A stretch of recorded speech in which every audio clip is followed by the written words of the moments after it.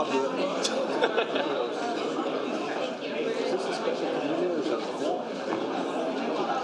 haven't received a single phone call against the resolution. You're it. Or email text. It's a form. Right.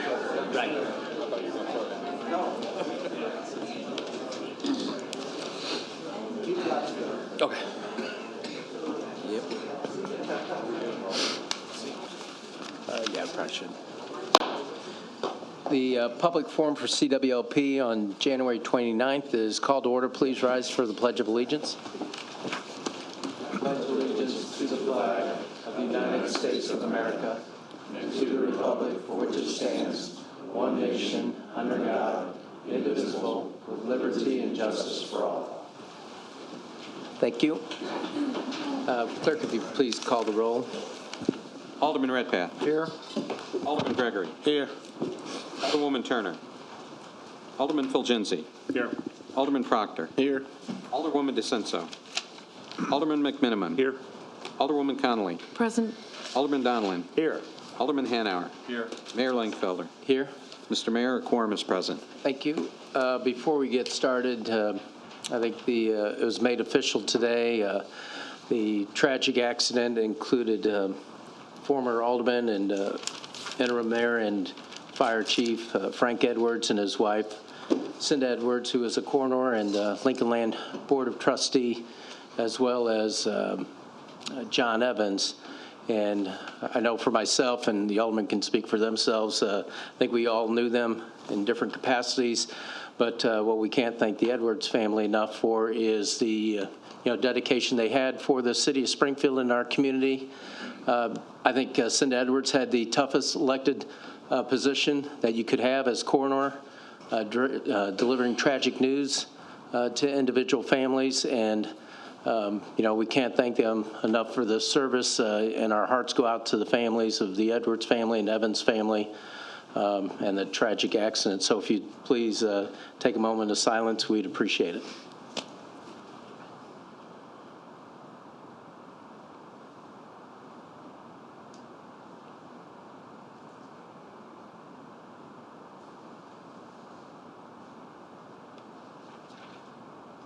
Thank you.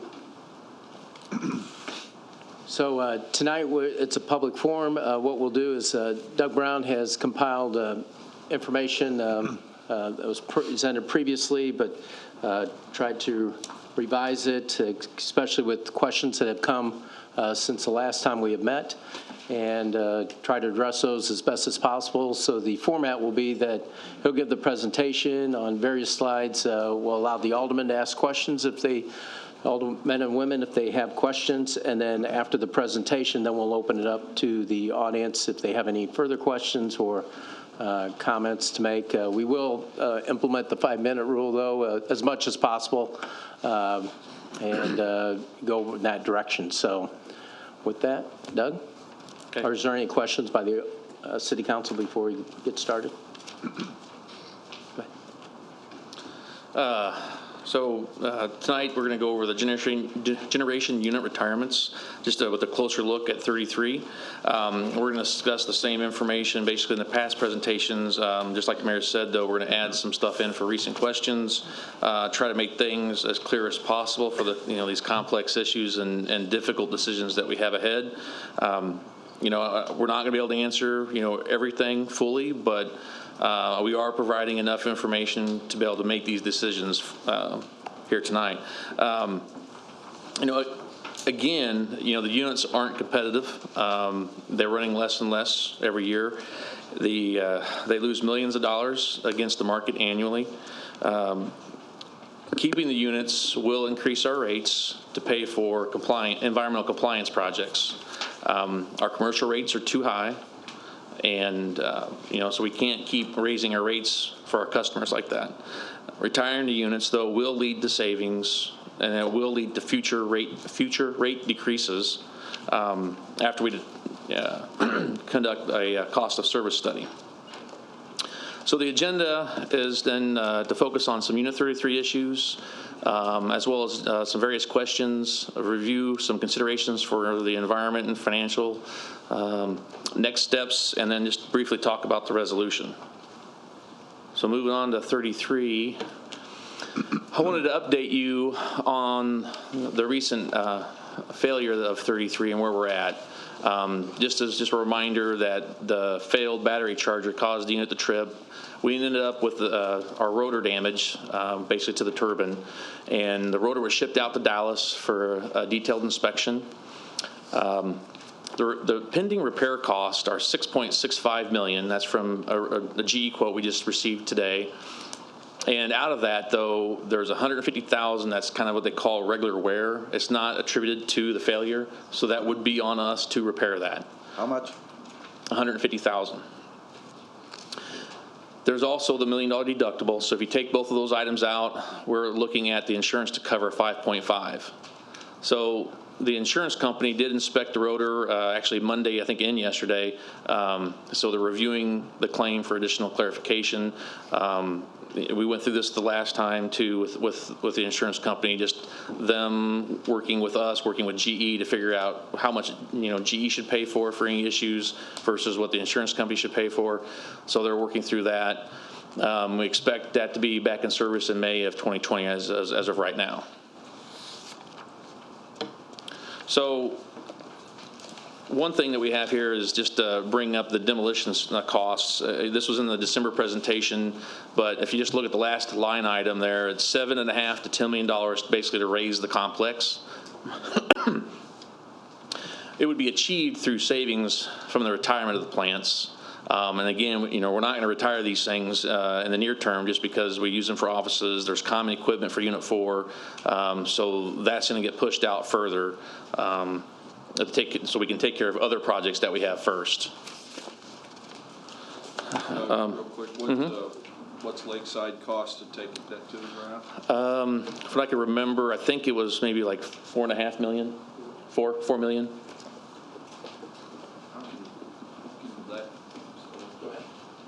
How can that be? I guess it's because it's the old brick. And if you look at the foundations for Lakeside and the structure of it, it's so solid. That's why it costs so much. Take a big heavy ball, huh? Yeah. All right. So 4.5. Said, And all the metal and brickwork for Lakeside. Oh, what now? Oh, I see what you're saying. There's the difference between Lakeside and Dallman. True is what Scott pointed out is that in Dallman there's more metal versus Lakeside is brick. So that's the kind of the difference. There's more salvage value too in Dallman. I just have a few questions. Is there any certain dates that if we do choose to take them all offline by 2022 or whatever date we were thinking, is there dates going to be assigned to when we're thinking about hitting Lakeside, taking it down, and taking this down as we accrue those savings from the retirements? I think what we would, I'll cover this kind of later, but one of the next steps, once the retirement dates are certain, we will lay out a 5-year plan and prioritize all our capital projects, essentially, what's going to come first. And then out of demolition, though, then Lakeside would happen, and then Dallman would eventually happen. But that's only after we stop using the offices and stop using the common area equipment. Okay, thank you. Have we paid any of the $1 million deductible on 33 yet? Have we started to spend that? No. Well, we have for GE. We did issue them a purchase order basically to, and I can't, what was the cost, 900? 927, We've spent $880,000 to date out of the $927,000. So that would be applied towards the $1 million. That was just to open up the turbine and to ship the turbine, right? Or the rotor. Have we thought about maybe making a deal with GE instead of spending $6.5 million of insurance money if they would settle for $5 million? I mean, that's I guess that's an option that we could consider. The only thing that I've heard a lot of discussion on is that would displace our employees immediately if we did that, more than trying to transition employees. So that's something that we'd have to take into consideration. Well, if we did that, though, we'd have $5 million to pay employees an extra year or so. Yeah, that's one of the items we have to take into consideration. I believe G is going to come with the report, and at that time, show the coverage and what the extent of it is, and that's what one of the things we'll have to weigh is the cost-benefit of analysis, how we move forward with regards to putting it back online. Right. I know, I can tell you that as far as like the transmission upgrades for reliability, that if you swapped 33 and 3132, you'd have to keep 3132 till the fall of 2021, essentially. So the transmission upgrades that they're going to be complete in June of 2021 have to occur first.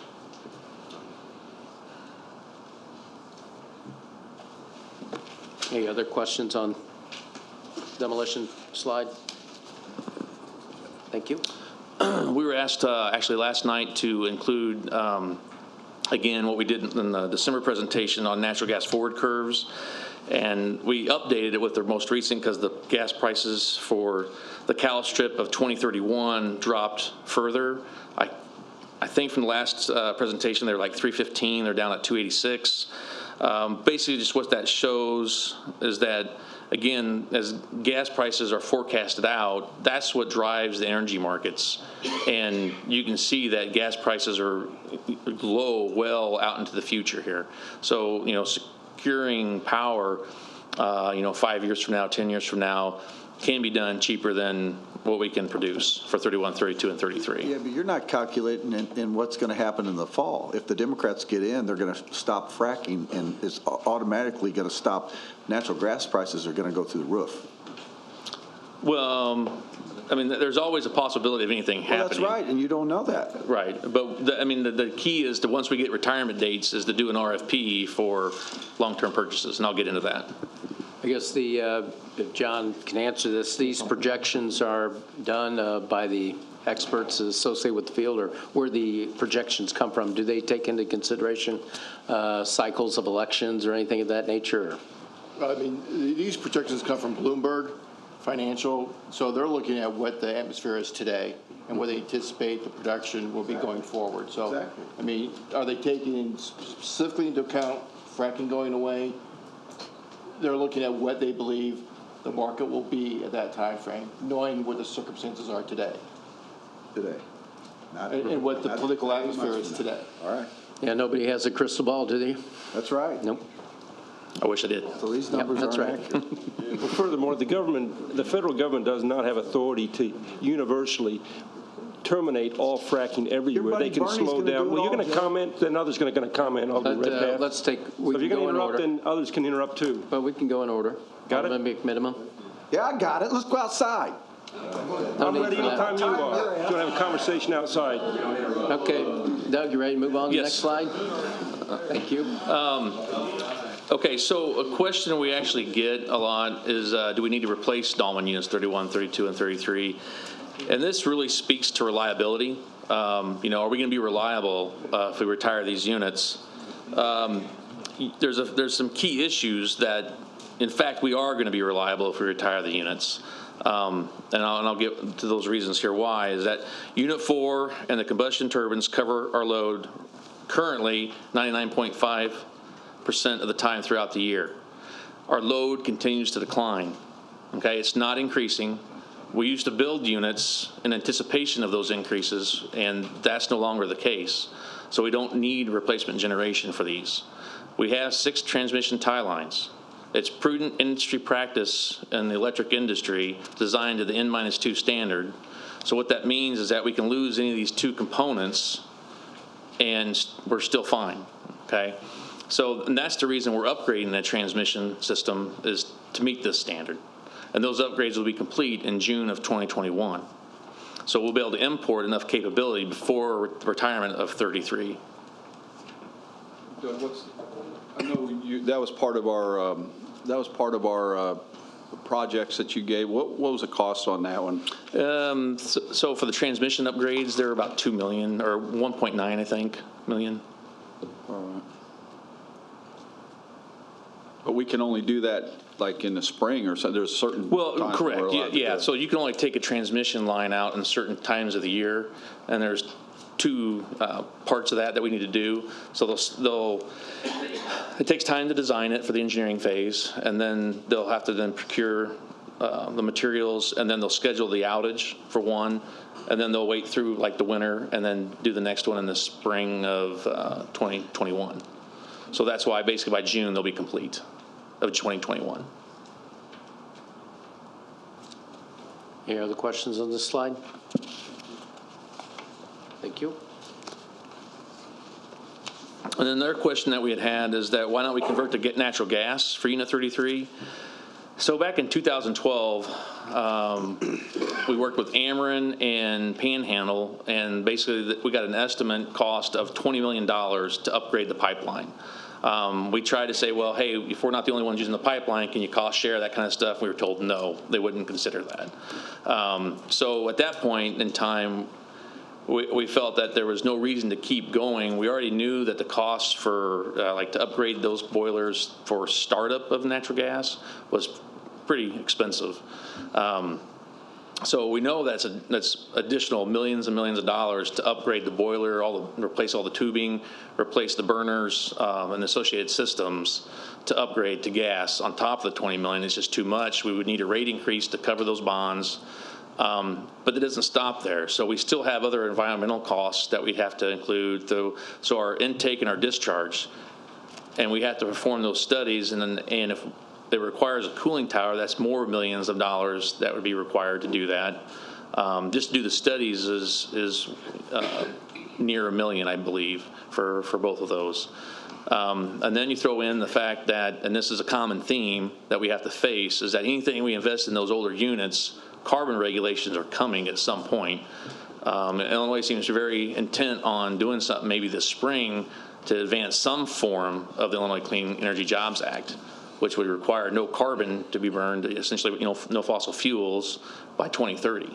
So maybe it's not 2030, maybe it's a later date, maybe it's sooner, who knows?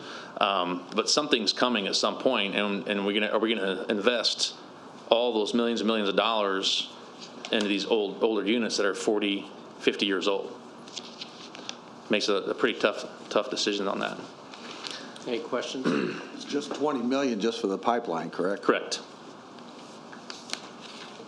And that was back in 2012. Right. It was like 1 million a mile is the rough estimates for those.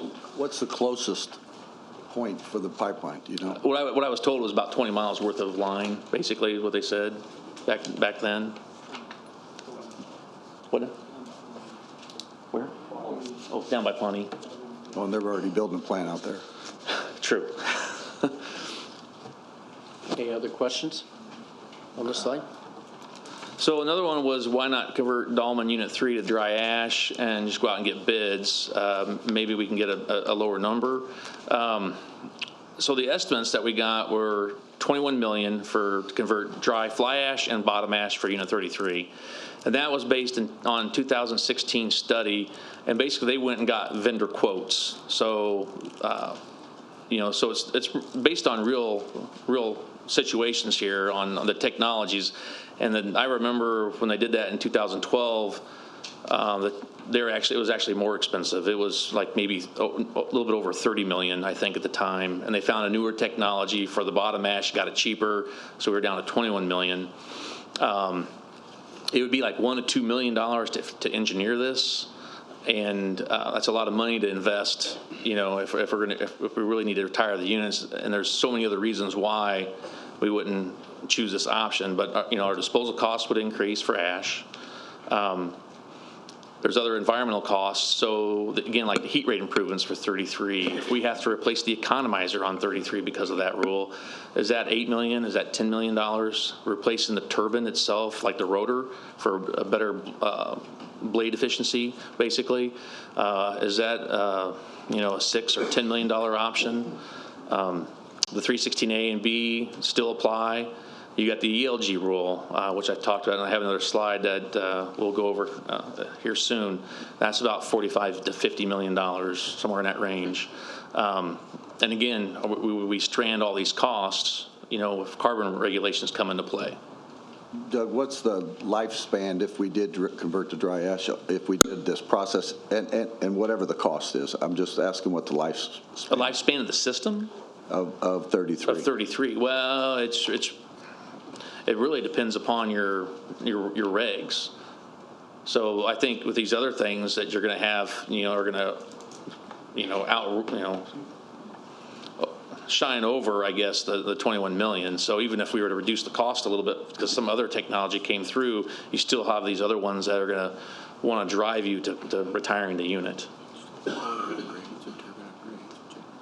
And you still have your regular normal maintenance of boiler repairs. So for your normal maintenance for 33, again, the unit's 40 years old. You're going to have to start putting more money into those units to maintain them.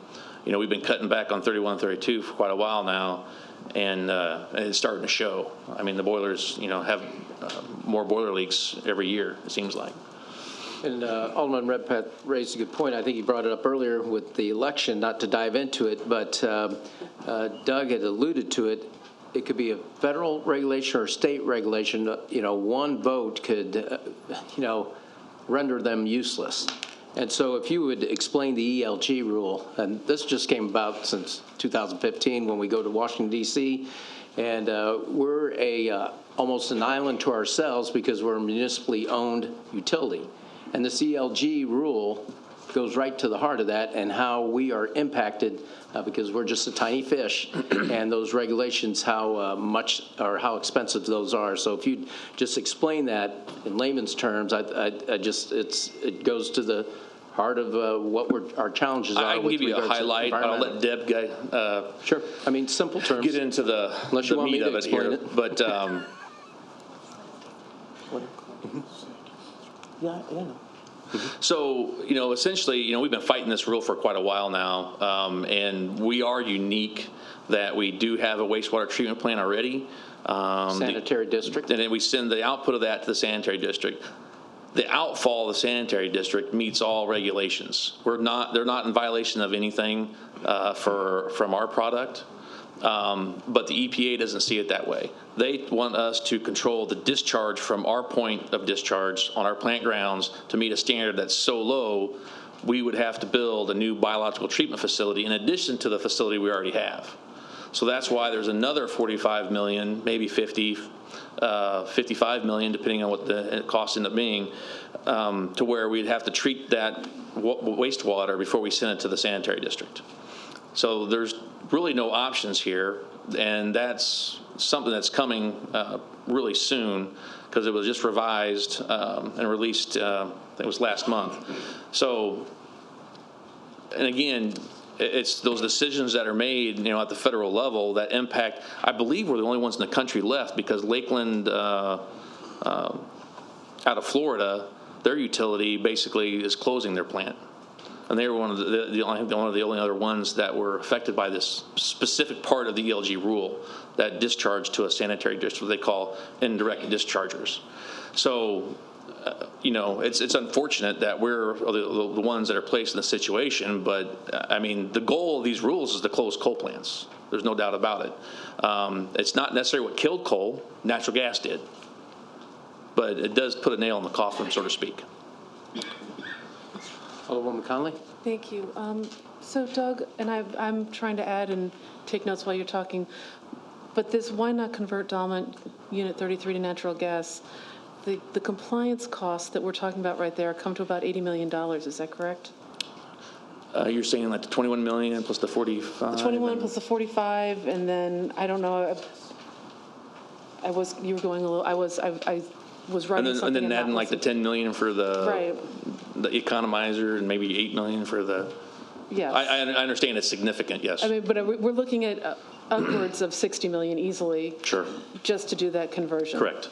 For a unit that you're not entirely certain has, you're not willing to say what the usable lifespan of that unit would be then? Well, again, if you're willing to put more money into it, you can make the unit last longer, but it's going to cost more money in maintenance, regular maintenance, to replace boiler tubing, replace other components that wear easily. So you just have to keep on that maintenance and keep spending that money. And those units can last a long time. I mean, they've lasted 40 years. So these compliance costs, how long what time frame would we have to make these payments? Well, I'm kind of getting into the environmental section that we're going to cover, but essentially I can wait until if you want to just tell me it's a later slide. Yeah, it's a later slide. Okay, I'm fine with that. If we can wait for that part of it. That's fine. Yep. But in essence, they're very soon.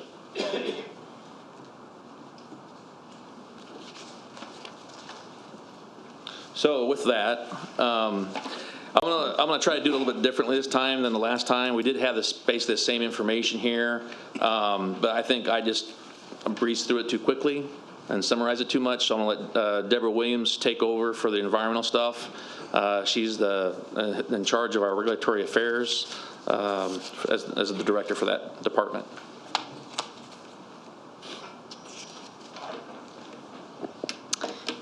Hello, everybody. I'm not sure if you all even have met me before, but you probably don't exactly know what I do. And one of the most important pieces of my job is to supervise environmental compliance for the utility.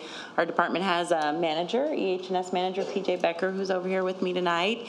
And we have 4 environmental professionals who specialize in different areas: air, water, land, and waste. This type of expertise and specialization is essential because this stuff is really, really complicated and changing very quickly. But we're all doing our jobs that are best when you don't know that we're here, because everything is in compliance and working well. I'm not going to be offended if I put you to sleep and you never ask me back again. But when we come here tonight to talk about Unit 33 specifically and the basis for the closure dates, I thought it was important to give a really in-depth explanation of the terminology we've been throwing at you, with a focus on the actions that needed to be taken soon in order to keep Unit 33 open. So this slide has a bunch of acronyms that we are frequently throwing out in council meetings and rarely stop to explain them. When I started here 3 years ago, I heard the term ELG and CCR thrown out a lot of the budget hearings and different meetings. I'm not sure that we take much time to explain what it means. ELG stands for Effluent Limitation Guideline. Does that tell you any more about what it means than ELG? No, that's why we tend to use the acronym. But what it is a rule that is developed under the Clean Water Act, which gives US EPA authority to establish minimum technology requirements for various industries. In the case of the coal-fired power plants, these ELG rules underwent a huge update in 2015 that had really significant impacts for just about all coal plants. It covered 6 different waste streams, of which I'm only going to really focus on the 3 major ones: fly ash, transport water, bottom ash, transport water, and what they call FGD, or flue gas desulfurization wastewater, which I'm just going to call scrubber wastewater, if that's okay. 2 of those, flue gas, FGD, or scrubber wastewater, and bottom ash, were reconsidered by the current administration.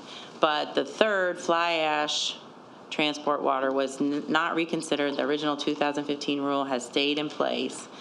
That rule had deadlines that started in 2018 to comply, but could be extended to no later than 2023 if the plant could justify to the state permitting agency the amount of time that would be needed to build the technology to comply.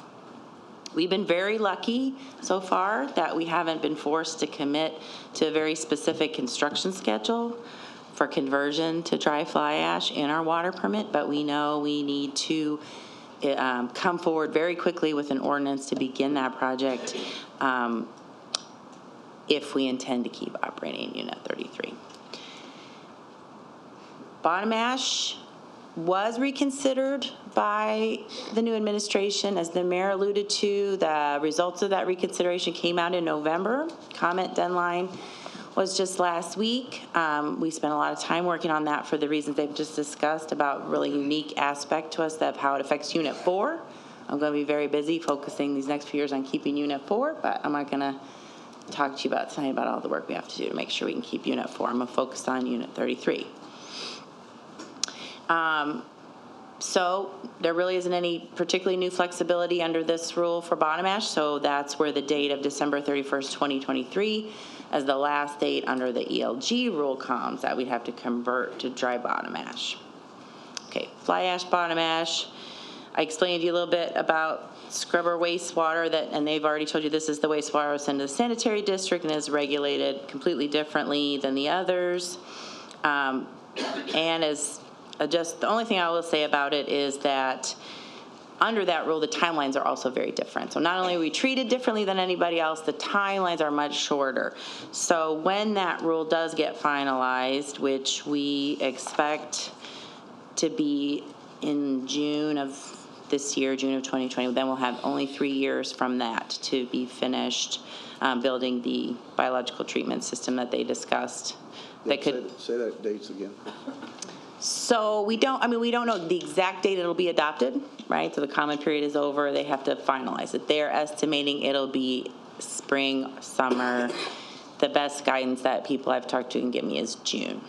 But it has to be 3 years. They can only give us 3 years. So whatever the final date is, will be 3 years out from that. Okay, CCR. Coal combustion residual, again, I suppose that tells a little more about what it is, but doesn't really give you much information to help understand what we're up to. When we say CCR rules, we're referring to the federal rules for ash disposal that came out in 2015 following a big disaster at a TVA facility in the South. Those rules as they're written today, they were adopted in 2015 and have had many, many milestone deadlines that we have been following all along since 2015. Lots of reports, lots of monitoring, lots of sampling. We have a whole website dedicated to all the information that we've developed under that rule. It's very, very extensive. And under that program, April of 2019 would have been the date we were supposed to stop sending ash to the ash ponds, unless we could show that we needed more time to convert to dry ash and to be able to send the waste somewhere else. So what that means is that we can have up to 5 years to do that under the current rule, but we have to submit annual progress reports of what we're doing to get there. So our first progress report is due this May of 2020. There's a couple things that my folks can put in that report, but basically it has to either say we're making progress because we're planning to close our units by such and such a date, or we're making progress because we have begun spending money to build dry fly ash system. Now that's the rule that's on the books right now. That rule was appealed and is being amended in multiple phases, and I wouldn't even try to explain them all to you. But we will talk about the most recent piece because it did come up at our meeting in December. And that is still open for comment. It ends on Friday. And how that ties in, as we discussed at our last meeting, there's a provision in there that if we commit to closure by May 2020 date, that we can get an extension until 2028. To finish our closures. Now, I should step back a little bit. So the bad part of this new proposal is it kind of changes what we've been doing all along. Instead of just being able to publish these regular progress reports to explain why we need more time, we will have to formally submit those to US EPA and get them approved. So, which leaves a lot of risk that we don't have today. We have the risk that they may come back and say no. So it does then give us a separate off-ramp in the new rule that would allow us to do this May 2020 closure announcement. Under the current rule, we had to commit in April 2019 that we were going to close in order to be eligible for the extension. But in April of 2019, we were not ready to commit the utility to anything like that. So things have changed for us since then, and if this rule is adopted as it's been proposed, that would allow us to have an extension until 2028 to finish closing the ash ponds. Now, just to be clear, though, when I say finish closing the ash ponds, I don't mean we can operate and send waste over there till December 29th, 2028. We had to be finished closing the ash ponds, which, you know, the rules sort of assume will take about 5 years. So that's still getting you around to 2023, no matter which way you slice it. On our slide, again, we talk about SB 9. Most people probably can understand that stands for Senate Bill 9. And also I have up there 845, because you'll probably hear folks throwing out the 845 rules, which will be the rules the state will propose to implement that new statute. The statute is quite similar to what I just described to you in the federal. There's not particular technical differences, but it does establish a new permitting program. So we're going to have deadlines in 2021 and 2022 to apply for permits and submit our plans for closing the ash ponds. And Debbie? yes, ma'am. You have a question? I'm sorry, Mayor. Yeah, go ahead. It's Okay. fine. So the permits would we be applying for, would those be new discharge permits? No, these are new permits. One, they'll do a construction permit and a operating permit. So they're calling it an operating permit to operate an ash pond. That'll be good. That makes me feel better. So the operating permit is basically just for operating the ash pond in addition to the MPDS permit that we already still have to operate the ash ponds. Any changes to our discharge as a result of the closure or something, we still might have to amend the MPDS permit. But then they will permit the closure process. We'll have to submit alternatives, demonstrations to justify our plan, and that'll be considered a construction permit. Okay, And those so are the fees that we talked about So it's a recently. closure permit process? Yes. Okay. We had a one-time fee. There's a one-time fee of $75,000, and then there are annual fees of $25,000 until you finish closing. Was that it? Did I answer your question? Yeah, thank you. Okay. And the last, we had the ACE. We threw that out a little bit last night, so I thought I would explain ACE is Affordable Clean Energy. Again, name does not tell you much about what we're talking about, but this is the rule that was adopted in June of 2019. That was the replacement of this administration for the Clean Power Plan, and there's no doubt it will be subject to lots and lots of litigation. Lots of folks are not happy with how this was done.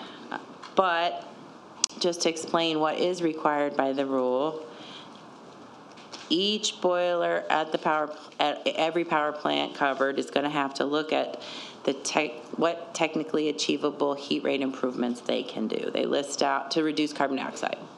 And they list out 6 specific technologies that everyone must look at. Now for Unit 4, we're feeling really good about our ability just in-house to build a justification that we meet all of those. But they really want third-party engineers. They don't want to take your word for it, right? And Unit 4 is unique. We think we can do that. But for the older units, there's no question we're going to immediately have to hire engineers to analyze these heat rate improvements if we intend to keep the units running.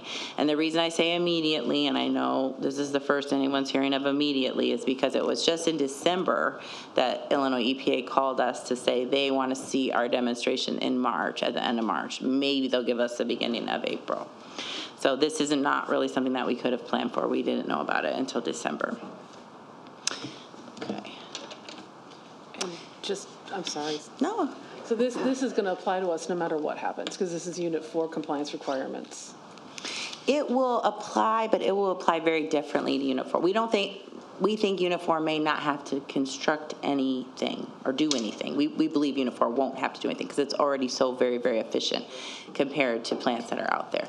They'll all have to look at it. Every plant in the country will have to probably look at, But we are going to study have to it. hire a third-party engineer just to, We hope not. oh, we don't even think for If Unit 4? it's just Unit 4. Okay, so, okay. We're gonna try to use our in-house, I mean, we have engineers in-house and they can always tell us to get more information, but we're gonna try to do it in-house. Okay. Did I answer that? So this slide is, impossible to follow, I'm sure, and it maybe was intended to be that way just to show how much we have going on. So I'm going to take a few minutes to go through the specifics here so you kind of understand. On the 2020 slide, this certainly isn't everything that we're going to have to do in 2020, but we want to focus on the most critical things that we have to do in 2020 if we want to keep Unit 33 operating beyond 2023. And so when we said in December we need to make a decision in January, it is primarily, based on the need to begin taking these very specific actions in 2020. We've talked about most of them already. Begin the dry fly ash engineering. That deadline is coming the quickest. Do the ACE analysis. Begin engineering of the scrubber wastewater plant if we're going to keep Unit 33 open as well. And then the May 20 deadline we talked about to notify if we're going to close. Then, just to clarify, the way the proposed rules are drafted right now, if this is what gets adopted, November 2020 is now the date that you have to stop sending waste to ash ponds unless you can get some type of extension one way or another. Can you go back one more time? Just want to make sure I see that correctly. It's the last, well, I'll say the last bullet, even though it's not a bullet, but that's where It's very confusing. Yeah, that was, so, they're sort of conflicting if you read them together, right? One says, but there's there's two ramps. One ramp is tell them you're going to close, and one ramp is tell them you need more time. And both are changing in the new rule, so we're trying to adapt and be able to go with whichever one makes the most sense based on where we're at. So it's November of this year in order to get to 23. That's the moral of the story. we have to have an extension beyond November in order to get to 2023. Yeah. Of course. Just to make sure it's really understood, I think, is that if we don't get an extension, we have to stop sending ash water to the ash ponds. That means the units can't run by this November.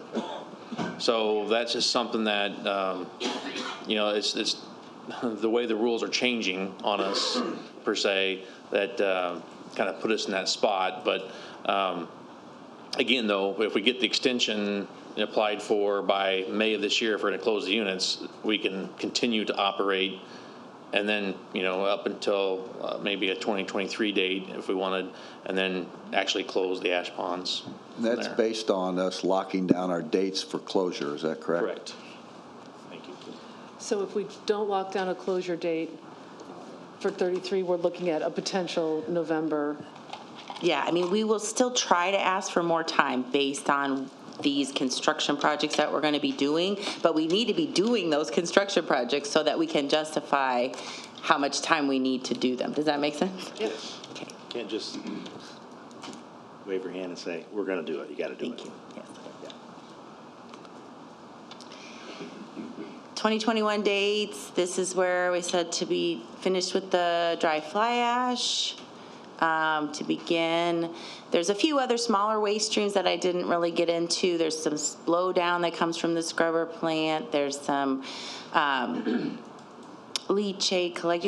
We can't send any water to the ash ponds once we hit that point. And there are tiny little waste streams that are also impacted that will be relatively small, but we need to get to work on doing them because we have to do that. Even with just Unit 4, there can't be any water that's considered CCR going there.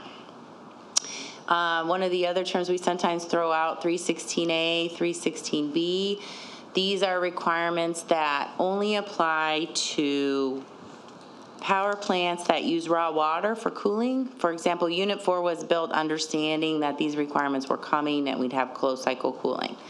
So if we maintain any of the older units, 316A covers the thermal aspect of the discharge.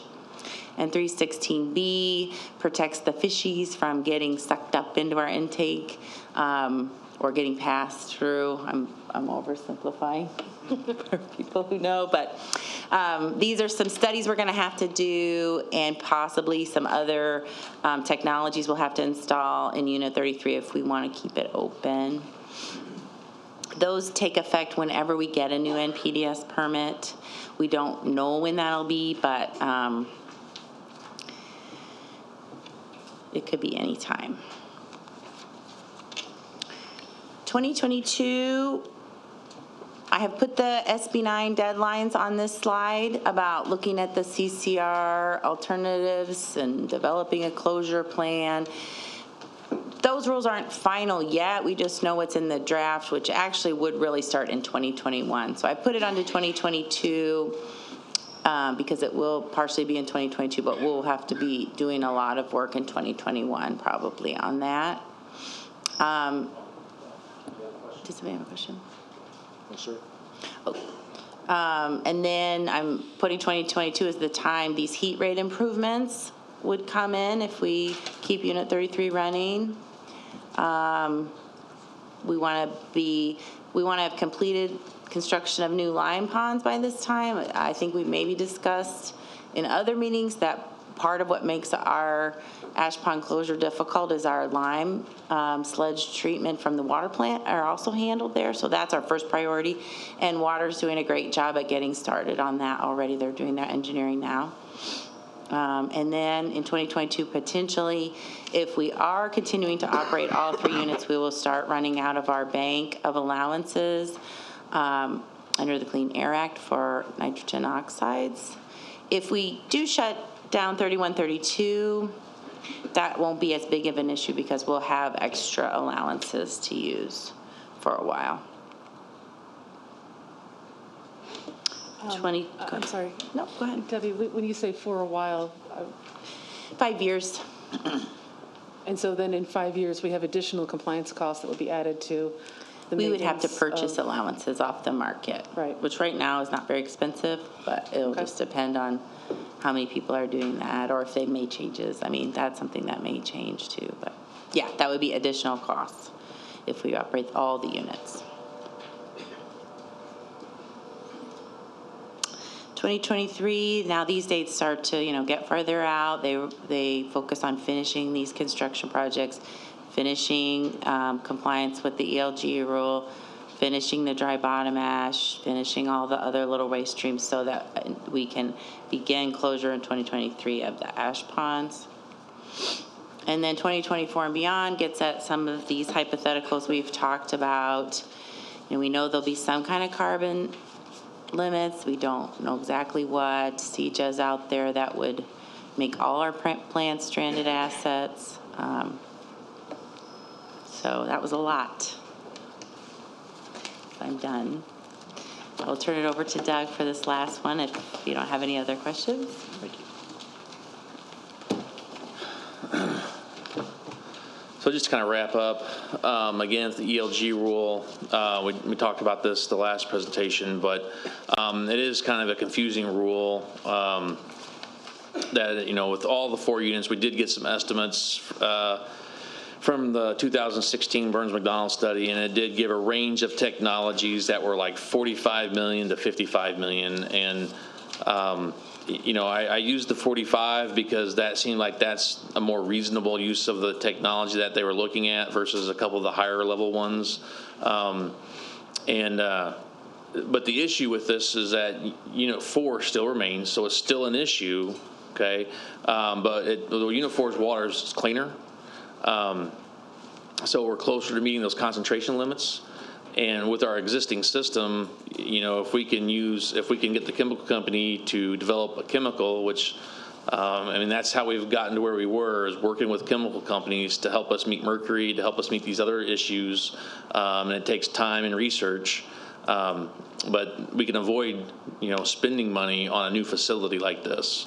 And even with Unit 4, the water use is going to be lower, so the cost is going to be lower, even if we have to build an actual biological treatment facility. Where will you build that at?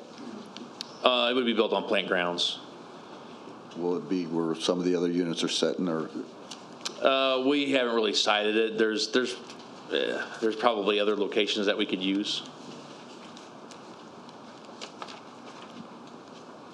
So moving on to financial considerations, one of the questions we got was what's going to happen to the pilot, with units retired. And what I did is I took the slide I did for the budget hearing, because I wanted to kind of discuss kind of the anticipation of the pilot dropping last time, and kind of explain what was happening with the FY21 budget. So what I did was ask my staff to look at what happens when 31, 32, and 33 go away. And so they're looking at, the FY20 number to an FY22 is basically a total of about $925,000 in impact to the pilot. So a majority of that, though, is wholesale sales from our units. And then once Unit 31, 32 retire, we won't have any more wholesale sales. So that'll drop off then for the FY22 fiscal.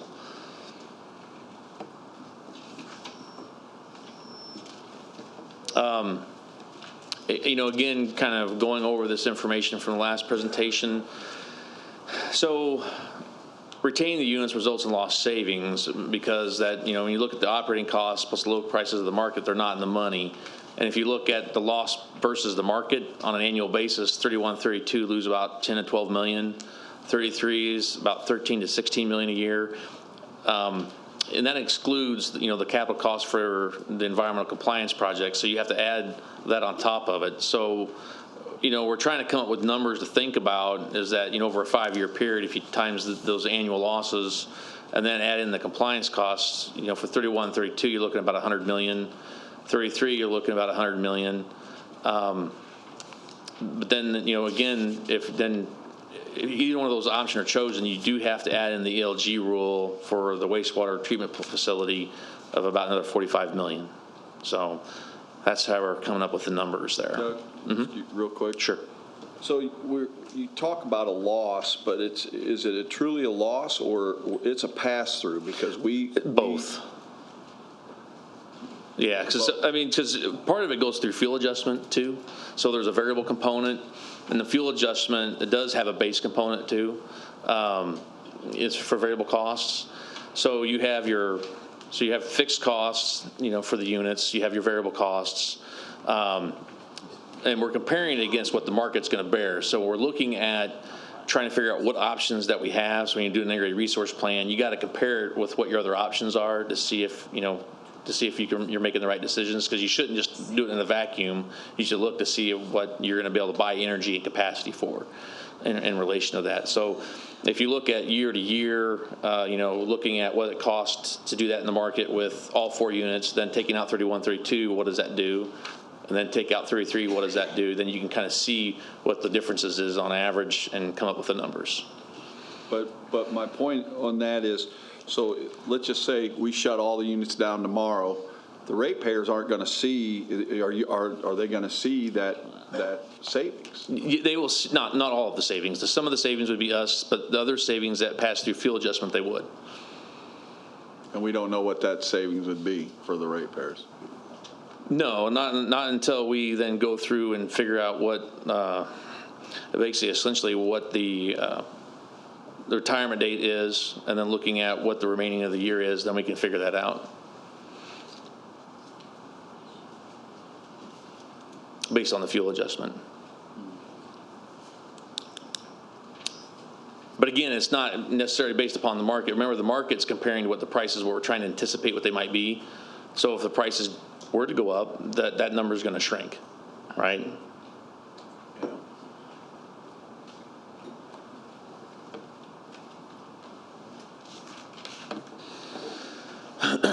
So another way to think about it too is that, will the units come back if the market changes? So just trying to do a sensitivity analysis on it, basically energy prices would have to double and capacity prices would have to triple for that. And the way the market is right now, that's not going to happen. We're not the only, power company that's looking at closing coal-fired plants. There's definitely a lot of closures out there. A lot of the investor owners are walking away from coal because of this very issue. You can read a lot of different articles on it. Illinois is the MISO zone 4 is high in capacity. So, this isn't going to change anytime soon.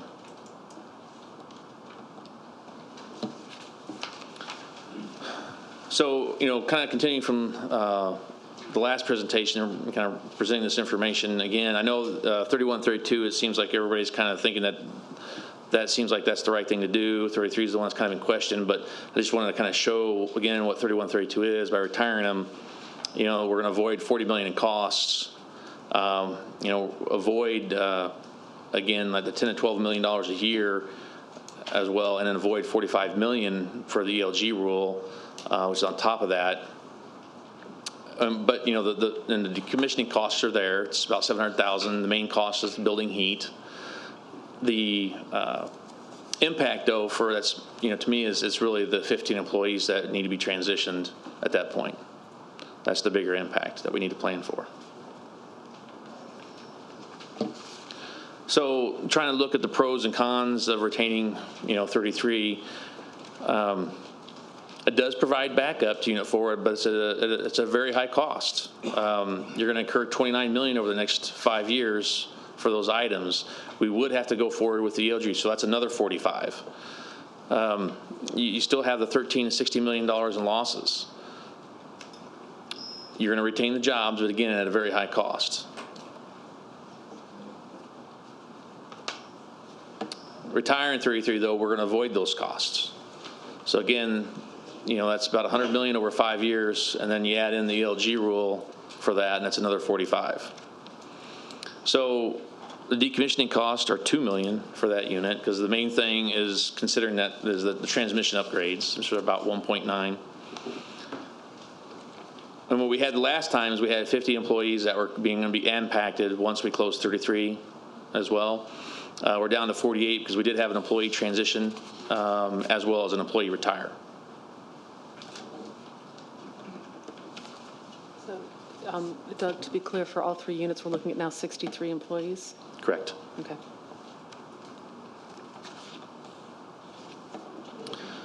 So I don't want to belabor this point, but it was part of the Moody's review, and it was brought up actually last night that Moody's, as well as the industry, see that there's a move, away from basically fossil fuels, reducing carbon risk, and I think they expect to see the utility transition, away from uneconomic units in the market to keep our financial position solid. So next steps. Setting retirement dates is first. With 3132, it's pretty much what we've come through with, and I haven't really heard anybody necessarily against it. Is at the end of the year of this year of 2020. But 33, again, the bookends, which I've always been pretty consistent with this, is that we can't retire before the fall of 2021 because we have to complete the transmission upgrades by June of 2021. We would keep the unit through the summer because that's when we can make more money off of sales. That's when prices are high, typically. But we really can't go past the 2023 date because of compliance issues for the environment. The next step after the retirement dates are set is finalizing the employee transition plan with our HR department. And one thing that we are planning on doing, is to make sure we're clear on that, is that even if we set a date of October 1st of 2021, let's say for 33, we're going to keep employees past that for that unit to help with the decommissioning plan. And there's definitely different tasks that we have to complete. And the bigger thing for me is the employees need ample time to consider options for job transitions. Even if we do have other jobs to go to, they might not want those jobs. Go ahead. So Doug, real quick, and I guess the question I have, and I know I've talked to other aldermen, that we originally, I think we all were looking at that October 1st, 2023 date. And then we get the resolution, and I believe it went down to the 2021. I don't have it in front of me, but I thought that it is it 2022? I can't remember. I don't have the resolution. February 2022. But so I guess the question that I have is, where did that fall back? Why did that fall back? I'll get to that. Okay, Yeah, that's one of my last slides. okay. Can I, I'll answer I'm that. sorry, Doug, so how many employees would you need to retain for the decommission process? Well, essentially, I mean, we were going to try to keep, all of them for a period of time, for that. So I'm sorry, what's the period now of the time? issue might be is if they want to transition to another job that's available, then we can look at transition that, those people and retaining the remaining. How long is the period of time? Well, I would say probably through the fiscal. Okay. It's probably a rough estimate. So it's months, not years, really? Oh, yes, yeah, decommissioning. Okay. yes.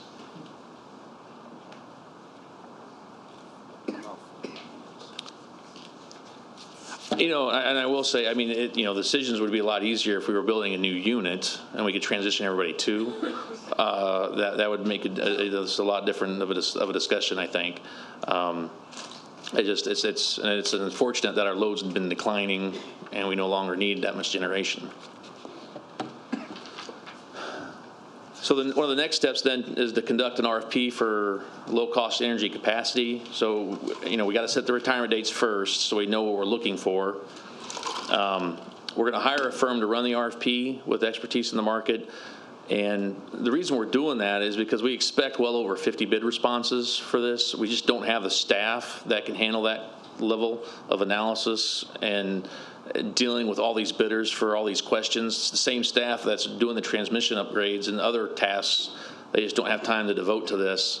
And it is very costly to run an RFP like this. We've gotten 2 proposals in for that.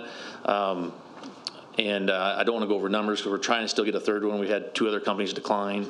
So we're still trying to get a third one if we can.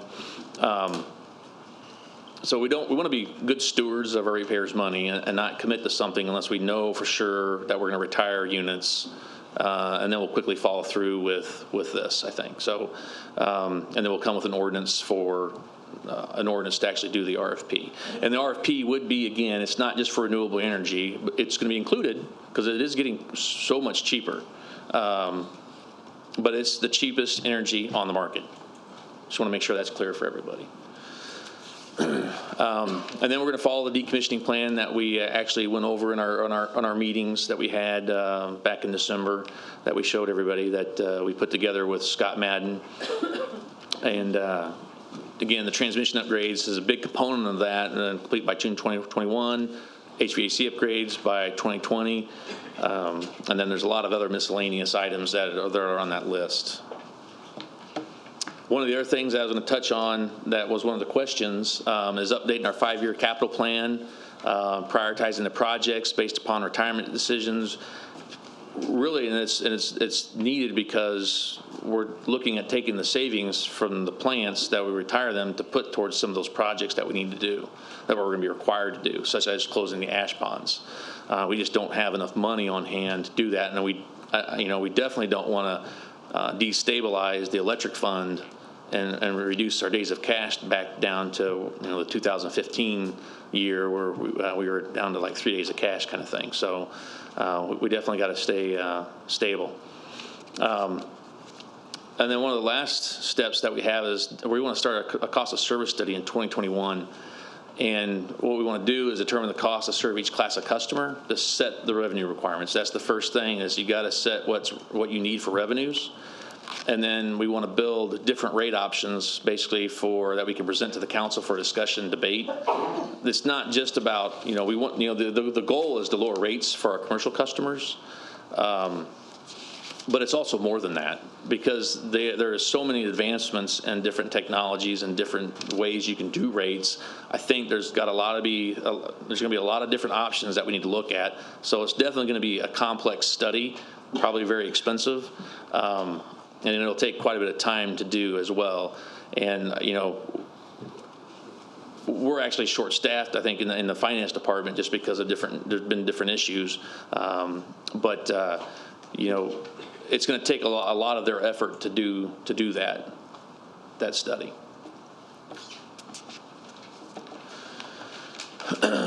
So moving on to what the resolution is, essentially retiring all 3 units, 31, 32 by December 31st of 2020, retire 33 no later than February 28th of 2022.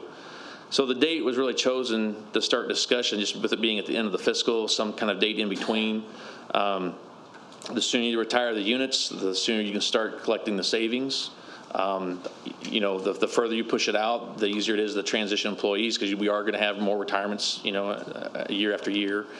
But that's really the only advantage of keeping the unit longer necessarily. So benefits of the retirement, though, again, that gets back to the, if we certify the closure by May of 2020, we can get an extension of our ash ponds out to 2028. So if we did pick a date, of these, we can secure that by May. We're fine. We can operate longer than what their current rule is going to let us. And then you're going to save $200 million basically over 5 years with all the units retired, roughly, and then the $45 million for the ELG compliance added on top of that. So after the required capital projects are done, again, pass that savings on to our customers, especially the commercial ones. Can I, Doug, so you say especially commercial ones, but obviously I have more constituents who are residential. Sure. So you are also including residential savings in this estimate, right? Well, the decisions will be up to the council on how they want to lower rates eventually. Okay, you're talking about proposing. So, but we will propose different rate structures and different options. And if you want to take a little bit from one group and pass it to another group, that's fine. I can just tell you in a global look of things that, our commercial rates are way high compared to like an Ameren out in the county. And we've had, ever since I started, it's one of the main things. I receive complaints every year from businesses that complain about how high our rates are. Businesses that are in the county that are connected to the city don't want to annex to the city because our rates are too high. I have, it's not a good situation. I think we're limiting the growth of Springfield because of our commercial rates.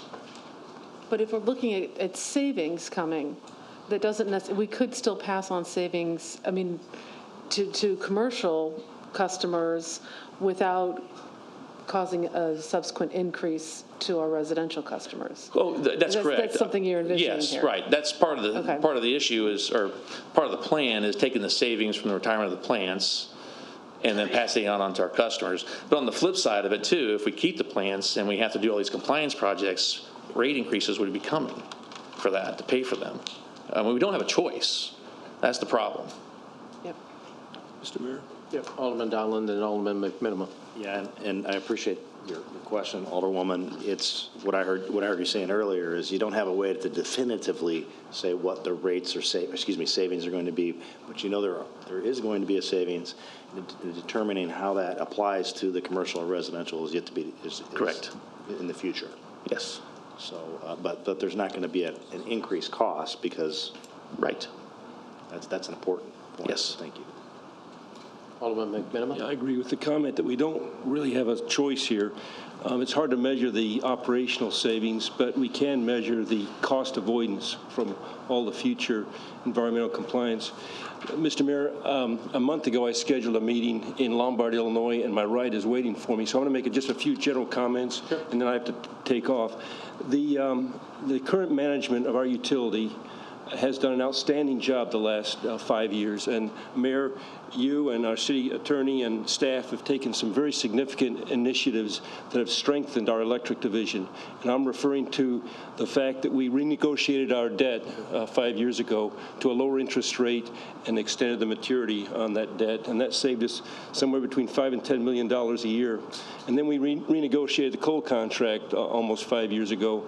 And that likewise saved in excess of $5 million a year. Some of those savings were passed on to the ratepayers through the fuel adjustment, and the rest we saved in our environmental compliance fund, which now stands at about $20 million. The financial strength of our utility has progressively improved for 8 years, and I see this as phase 3 of that improvement plan. In other words, with what our management is proposing here, together with all the studies that confirm the costs associated with the older units including the Chamber of Commerce study.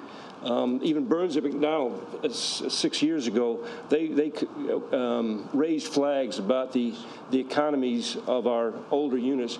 All of that kind of leads us to the same conclusion, that we've got to do what's best for our ratepayers. And so I think this is the last most significant step in the turnaround program. We made a decision 12 years ago to create generation capacity, like we were talking about last night, in excess of our native load requirements. And that was to sell onto the wholesale market. But we don't have that opportunity anymore because the prices of electricity have fallen to the point where we can't generate the electricity to sell onto the open markets like we thought we could when we built the larger new plant. So we've got excess generation capacity. We're going to shrink that generation capacity down to the point where we are operationally efficient, and I think it's a good plan. And we've got these tripwires out there. If we don't make the decisions that have been proposed to us with this resolution. And I did speak with our Chamber of Commerce President, Chris Hambro, earlier today, and he can't be here tonight. He'd like to be here, but he's got another meeting tonight. And, of course, they're in favor of doing what we can to reduce or keep the rates we pay to our commercial customers as low as we can. So I think you got support there, Doug and Mayor. Thank you.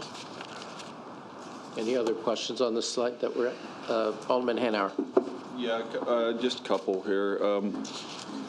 When will we know about whether, are we for sure that the insurance is going to cover 33? Have you heard, like, you want to come up and give an update?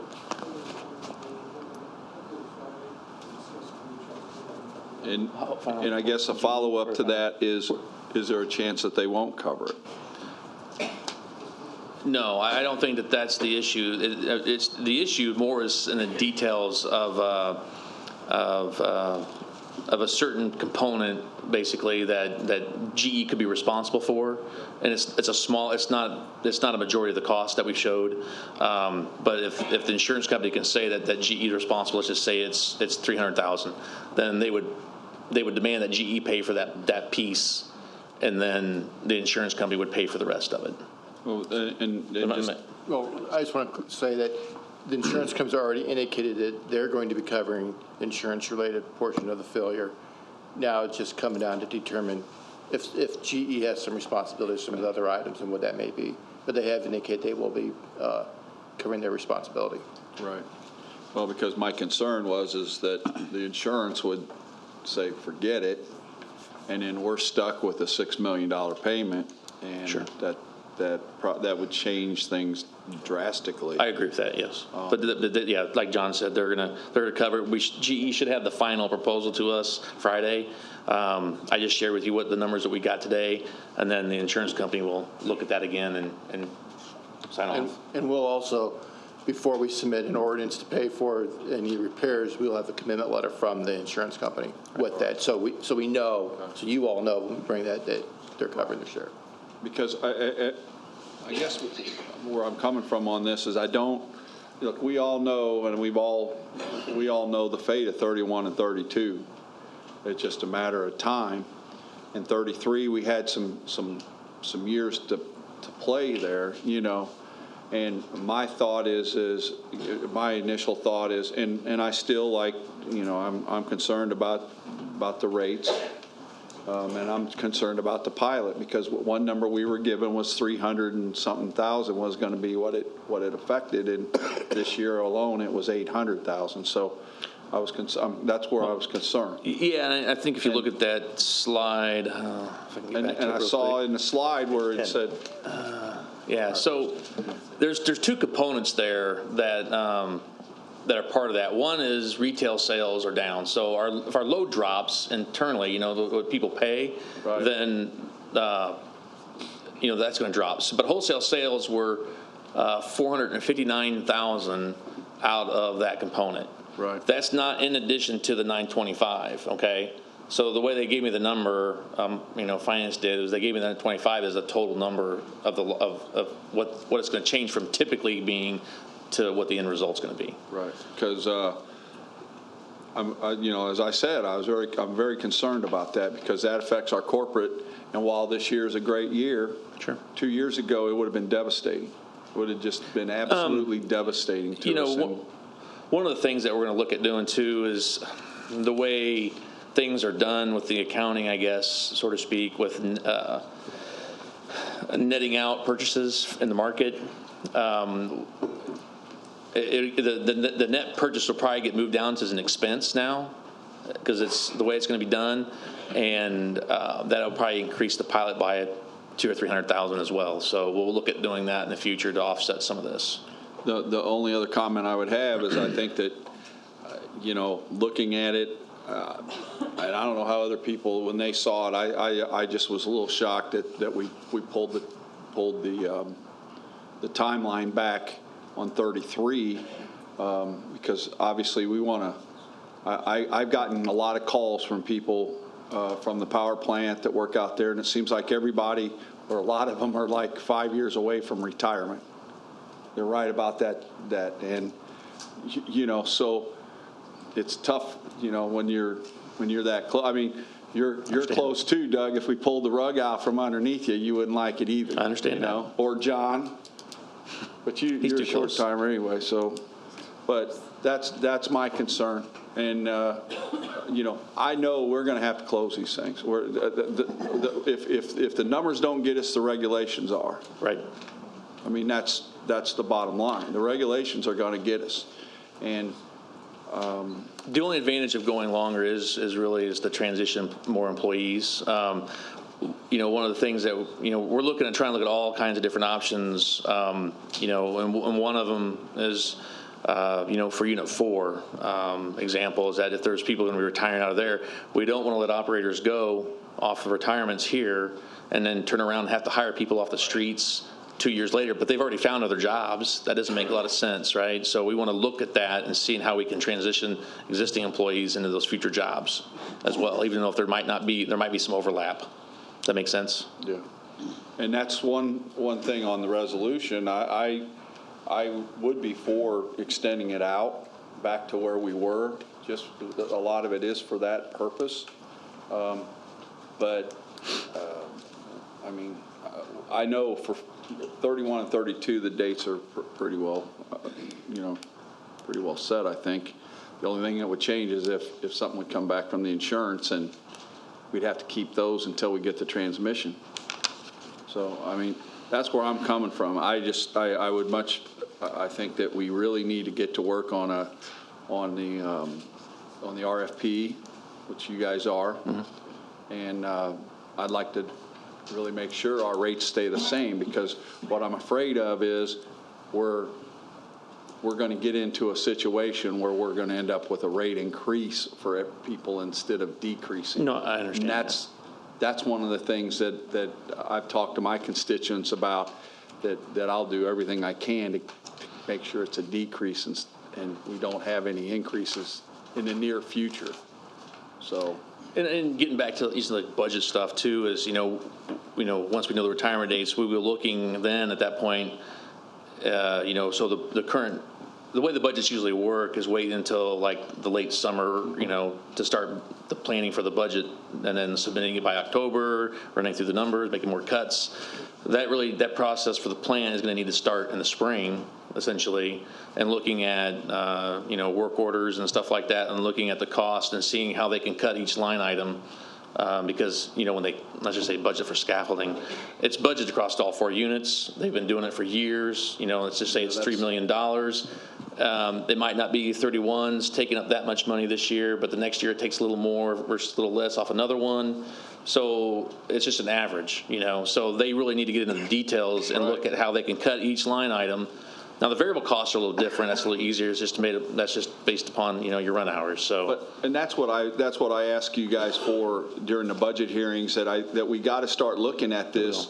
I know you do it as generations as a whole, but we're at this stage now. We've got to get down to per units, and if it's going to be a pain for Ken and everybody, but we're going to have to get to there so that we know moving forward, okay, these at this point, these will be zeroed out. Right, so then we would show you, well, they might not be zero, but they'll be a lot lower, necessarily. And then we'll show you where those deductions are and then where we would want to funnel that money to new projects for infrastructure, for the things that we have to do, at least in the short term.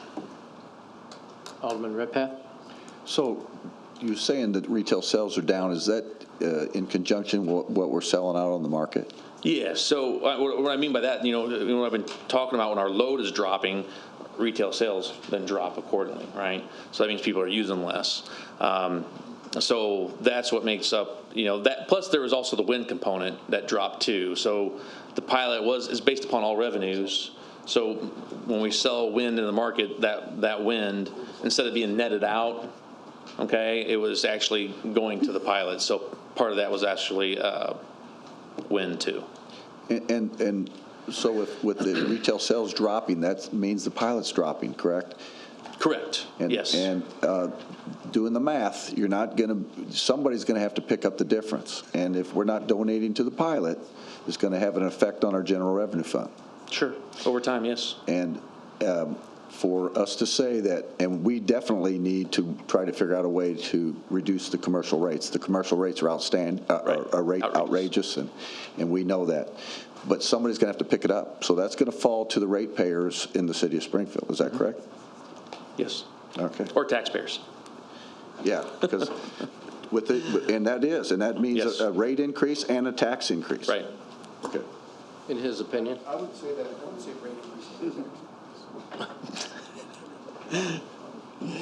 I understand. Well, you got to realize if we drop we're between $7 and $8 million in the pilot. We drop that. How are we going to pay for police? How are we going to pay for fire? Well, we're not going to drop that much. The bottom line is... No, it's not going to drop right now. But when things change... Well... 925. Yeah. But he's talking about into the future, That's your numbers. I know how your numbers work. So... But one of the things that we've done, again, we've anticipated the pilot, dropping. So, we've done a lot in here in the past few years, again, changing the formulas, changing the percentages, increasing them, adding shared services, added a tree trimming crew this year. So we're going to look at changing the way that the purchases are netted out to where that would have a least effect on it, to where then we'd make up more than $900,000 here on that as well. So, we're working that piece. And sure. I get that. But this is a flush year. This is a different year. Sure. 2 years ago, this wouldn't have worked. And it could work that way in 2 years. So there's a lot of unknowns out there yet. As we all know, with the utility, we've said it for generations. CWLP's the jewel of the city, could be an economic driver. It hadn't been because of the financial situation they were in. So that's what we're looking at. What puts CWLP in the best fiduciary, financially stable position to provide reliable, quality, affordable electricity and water to the citizens of Springfield. That's been the mission all along. Unfortunately, there's been some years where they've gotten away from it. So that's what we've been trying to do with the help of the council since 2015 and moving that direction. So that's what we're trying to figure out, is making sure we live up to that mission. And I don't argue that, Mayor. And everybody in this room knows that all three of these plants are going. They're going eventually, but it comes down to the way the numbers work, the way the math works. There's going to be something in the other end. We got to understand that it's going to affect our general revenue fund. Alderman Dallman. Thank you, Mayor. And I just want to say I appreciate this presentation.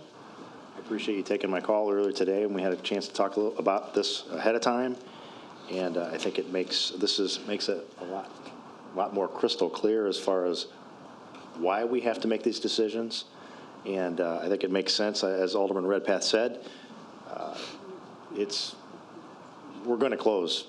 We're going to close all 3 units. That's going to happen. And 1 and 2 is going to be sooner, obviously. and 3 is there's some flexibility there. But when you look at the hard numbers and you look at the environmental regulations that are forthcoming, I've heard your staff indirectly at times say that there really isn't a choice. I think that really comes. It's unfortunate. We don't want to be in this position. I wish it was 12 years ago when we were generating power like it was going out of style and making money, and it was helping the corporate fund, and the projections all came to fruition. But unfortunately, that's not what happened. I know you know it better than anybody probably in the room, but I do appreciate you sharing this information in the way it was outlined today. And hopefully it will be put online, so if anybody interested that it couldn't be here will have an opportunity to take a look at it, because I think it does help. Yes, and if you go to our website, cop.com/IRP, all of our past presentations, the IRP itself, tonight's presentation materials, there's a frequently asked questions sheet, so all of that's on there for everybody to look at. Alderwoman Conley. Thank you. So Doug, again, back to our employees. When you're looking at plans with HR, are you taking into account any sort of assistance with retraining or job skills development so that we don't have people with gaps in employment, and that we have, I know we have people with a lot of skills, but is that going to be part of the assessment? Because we kind of talked about that a little bit with the decommissioning process. I guess I was kind of hoping that tonight we would hear a little more about that. Well, I guess it's a little more complicated. One is there's the issue of severance. Okay, that's one item that needs to be checked off. There's been 2 contracts that were done already. More still to do. But then there's also and Doug, to be clear, those 2 contracts have severance components to them? Yes, that were passed by the council in November. Yeah, we did. I think it was October, November. But those are the less affected unions too. So we still got to take care of the other ones on that regard. But then it gets to an incentive. Can we incentivize employees to either to leave, retire, so we can open up more jobs? So that's something that we still haven't quite outlined yet. That we got to work with HR and legal to figure out how that's going to work. Because your employees are all city residents, correct? No. Oh, they don't all have to be? No. Okay. I mean, new ones, yes. Right, okay, But the new they're ones. thank you. Okay, thank you. So are you considering, when you're dealing with this, are you considering job retraining and skill development as part of the... I'm sorry. Ted, please. Part No, of I'm the kidding. plan Of course, I know you're that joking. we put together before with Scott Manning was to work with HR to develop some type of job retraining system. So it has not been completed. That should be being worked on now. That is something. So I guess my question is, are you telling this to your employees? Are they being made aware that this is part of the conversation and the discussion? Because some of the questions I'm hearing about it is a lot of uncertainty about what the direction is and what the options are going to be. Well, obviously, that's so the part of the uncertainty is not knowing dates. So we're trying to work from that angle. Communicating some of those options which I've just discussed has been stated in a more general sense like that, but no specifics yet. One of the things, Scott Madden, what's one of the items that they're going to help with is, they've been through decommissioning plans. How do you transition employees? We're looking at current openings right now that become available, holding them for individuals that would be able to move in those positions. The challenges that Doug can allude to is if you're closing a unit, you still need to run it for a while. So that's why you leave positions open. But all of that would be under consideration as job retraining, things of that nature. Can we move them to other positions within the city and move forward in that process? Okay, because I will tell you, just so you know, I've been through the layoff process. I've been through spending 6 months where you just break down a program and box everything up, and it's a dismal way to live, and it impacts people's financial plannings, it impacts family plans, and so I guess what I'm trying to say is I feel like we've had conversations that this is going to be part of the planning with Scott Madden. I just want to make sure, because I was kind of hoping we'd be talking about that a little bit tonight also. I think I'm feeling more, and I think you've definitely reiterated it tonight, that the 3 units closing is really not financially much of an option for us anymore. But I do want to know that we're making active plans so that our employees know we value them and we're going to take care of them. And I'm not saying you don't value them, but the concerns that I'm hearing are, hey, we're not hearing this. So one of the things that's on the decommissioning plan is basically that within 30 days of deciding the dates, and HR is going to start setting up meetings with employees to go over options and that sort of thing. So that's really the direction that process will be. And your HR is prepared to kind of take this big, it's Well, a big it's the city task. HR, it's not my HR, it's the city's. So I just want to make sure that's clear. For your department of the city. What now? You're with us. Yeah. You're still with the city. But it's not my HR. Okay. The HR. It's the HR. The HR. Because, and I will say this again, we do, I think, have opportunities, and it's a different conversation where we're talking about the budget, where I think Public Works has some needs, and for that direct customer service, that direct, the things that residents are looking for. But I want employees who are faced with this, kind of looming decision to understand that, let's assess skills and let's look at other options. So, and I think some of the positions that are going to be coming open are going to be there's going to be a lot of employees that can transition to because of retirements, not necessarily all this next year, but over a few years. So we have to be able to transition those individuals into those slots. So the numbers are definitely going to come down. And then looking at the incentive piece is what that looks like and how that translates into, opening up more opportunities. okay, thank you. And I just, again, and I'm certainly not trying to imply that you aren't thinking of your employees, but I guess I was under the impression we were going to have a conversation about that a little bit tonight, so I just wanted to make sure we brought it up. So and I'd like to echo Alderman Donilon's comments. This was a very concise presentation. I thank you very much for taking the time to come in and bring this in one final package to us. I understand you have been, and your staff have been working very hard, and we appreciate all of the work that it took to bring, kind of this one more shop of education to us. And Debbie, I always love a good regulatory acronym conversation. No one left during that, so thanks for that. Social director. Alderman Proctor? Yeah, kind of echoing off Alderwoman Connolly's questions. Is it possible, I know you, on your slide number 14 or whatever, said that you need to get the dates set for the retirements first, and then you can start ironing out the transition plan with HR.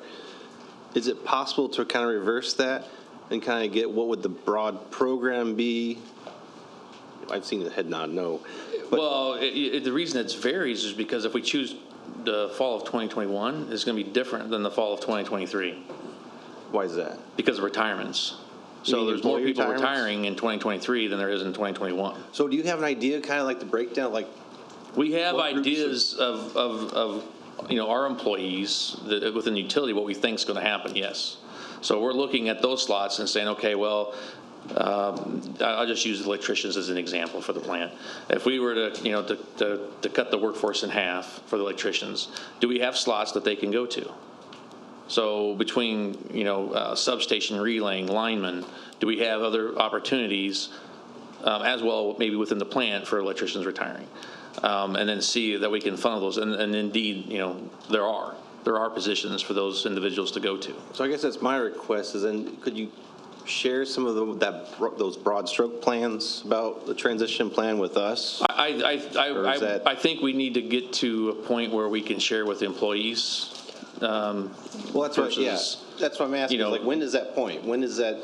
If we can't set a date yet, when does that? Well, again, so according to the plan that we had for the decommissioning, there's a lot of work that HR has to do too on this. So within 30 days, they're wanting to have employee meetings and with the individuals affected.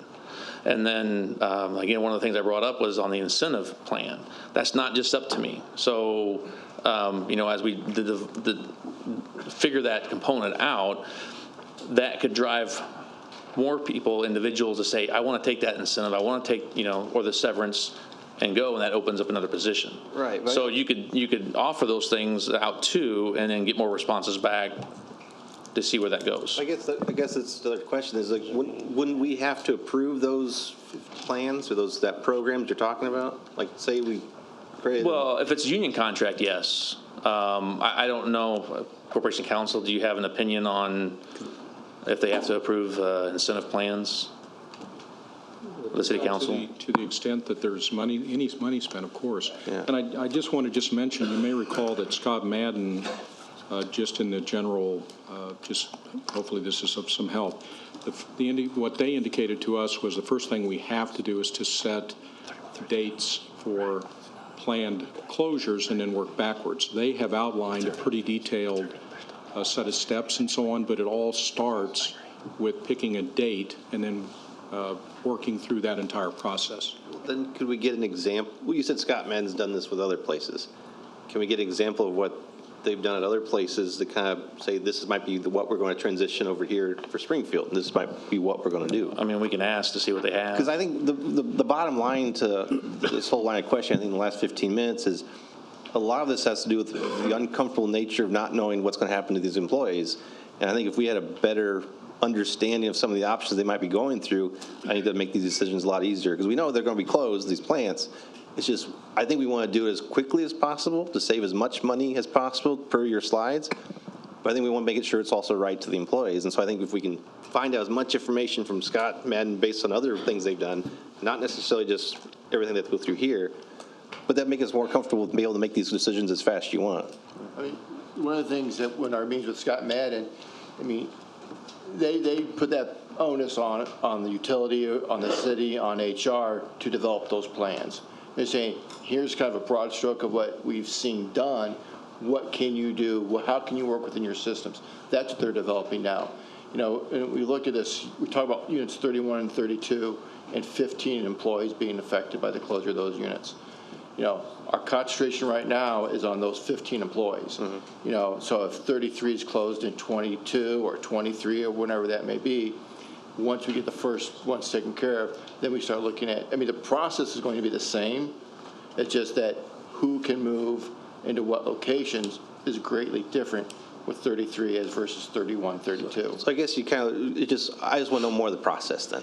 Yeah. What that process would be, That's all. I wish HR was here because they may be able to get some insight on some of the things they've been working on already.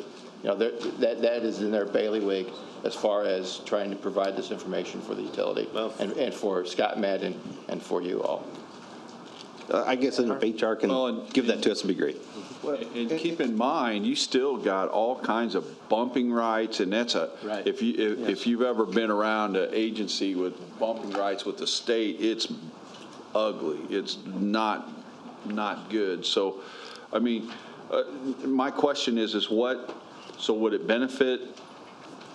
Would it be more beneficial to go to 2023 or not? For retirements and what, or You probably have to run the numbers. We're talking about the numbers. Is that something you guys can kind of look at and get? I look at the demographics of the plant employees. 44 years of age and 20 years of service. That's about where we stand right now. So does an extra That's the year? average. That's average, correct.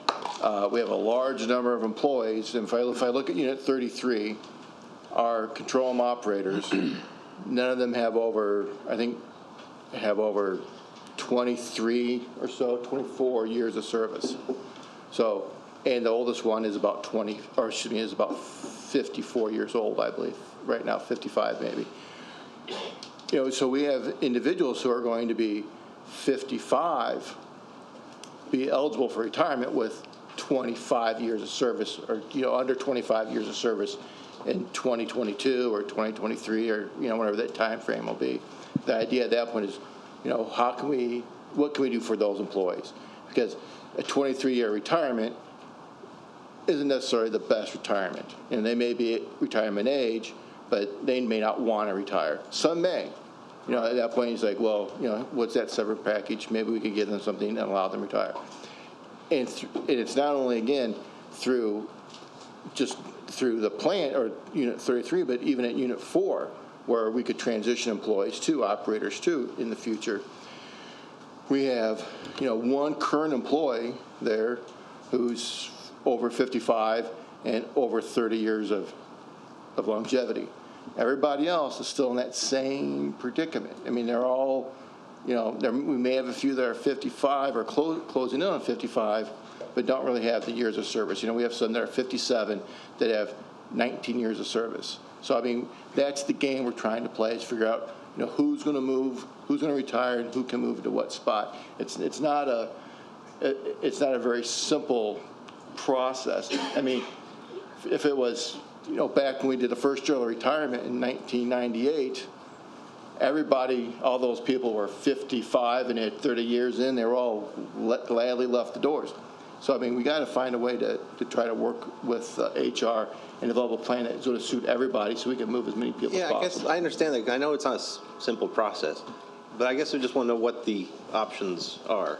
Not employee-specific, but severance, move, and that's what HR should be working on right now. Yeah, just if we can get that as soon as possible, like what is that going to be in writing? And I'll talk to Director Kuzin tomorrow morning about where they stand on that. Maybe we can get them for you sooner than later. Well, that's what I was going to ask you, to run the numbers to see how the dates coincide with the ages and retirements. That's about how they are. I mean, I'll be honest with you. It's not. And as far as the date that we're all talking about here, we postponed that resolution vote for a reason, and in order to try to figure out what those dates are going to be. I'm confident that within the next couple weeks that we will probably be prepared to look at the date. And I'm not speaking for the council, I'm just speaking for myself, but I feel comfortable that's probably going to happen, and that way we can move on. That starts the process. That's what's important. All right.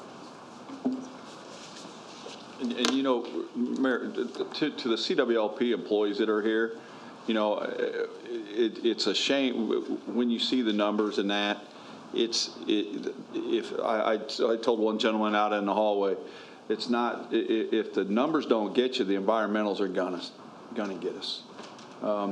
It's like getting wrapped up with a boa constrictor. Eventually, they're gonna get you, But what I want to do is try to help you guys with transition as much as possible, and I think everyone on this council tonight has said that. To the people that are closest to retirement, that's one thing that I just feel for you, because I've been there before too, where you get close and then things start happening and it's frustrating. And maybe if we can get some more people moved around, to try to help you guys, because you guys have done a great job out there. You worked hard, you're hard workers, and you're dedicated, and we appreciate that. And I think you see a lot of us up here that we care about what happens to you, or we wouldn't be fighting. We could have finished this, months ago. So I do want to extend that to you guys, and I do appreciate the work that you do. So. Any other questions from the council? Do you have any other slides to go over, or no? No, that's Okay. it. And just to follow up with that, and I think that's one of the reasons that we've taken such a long, hard look at this and relooking at it is to make sure we're doing the right thing, because it's such a hard decision.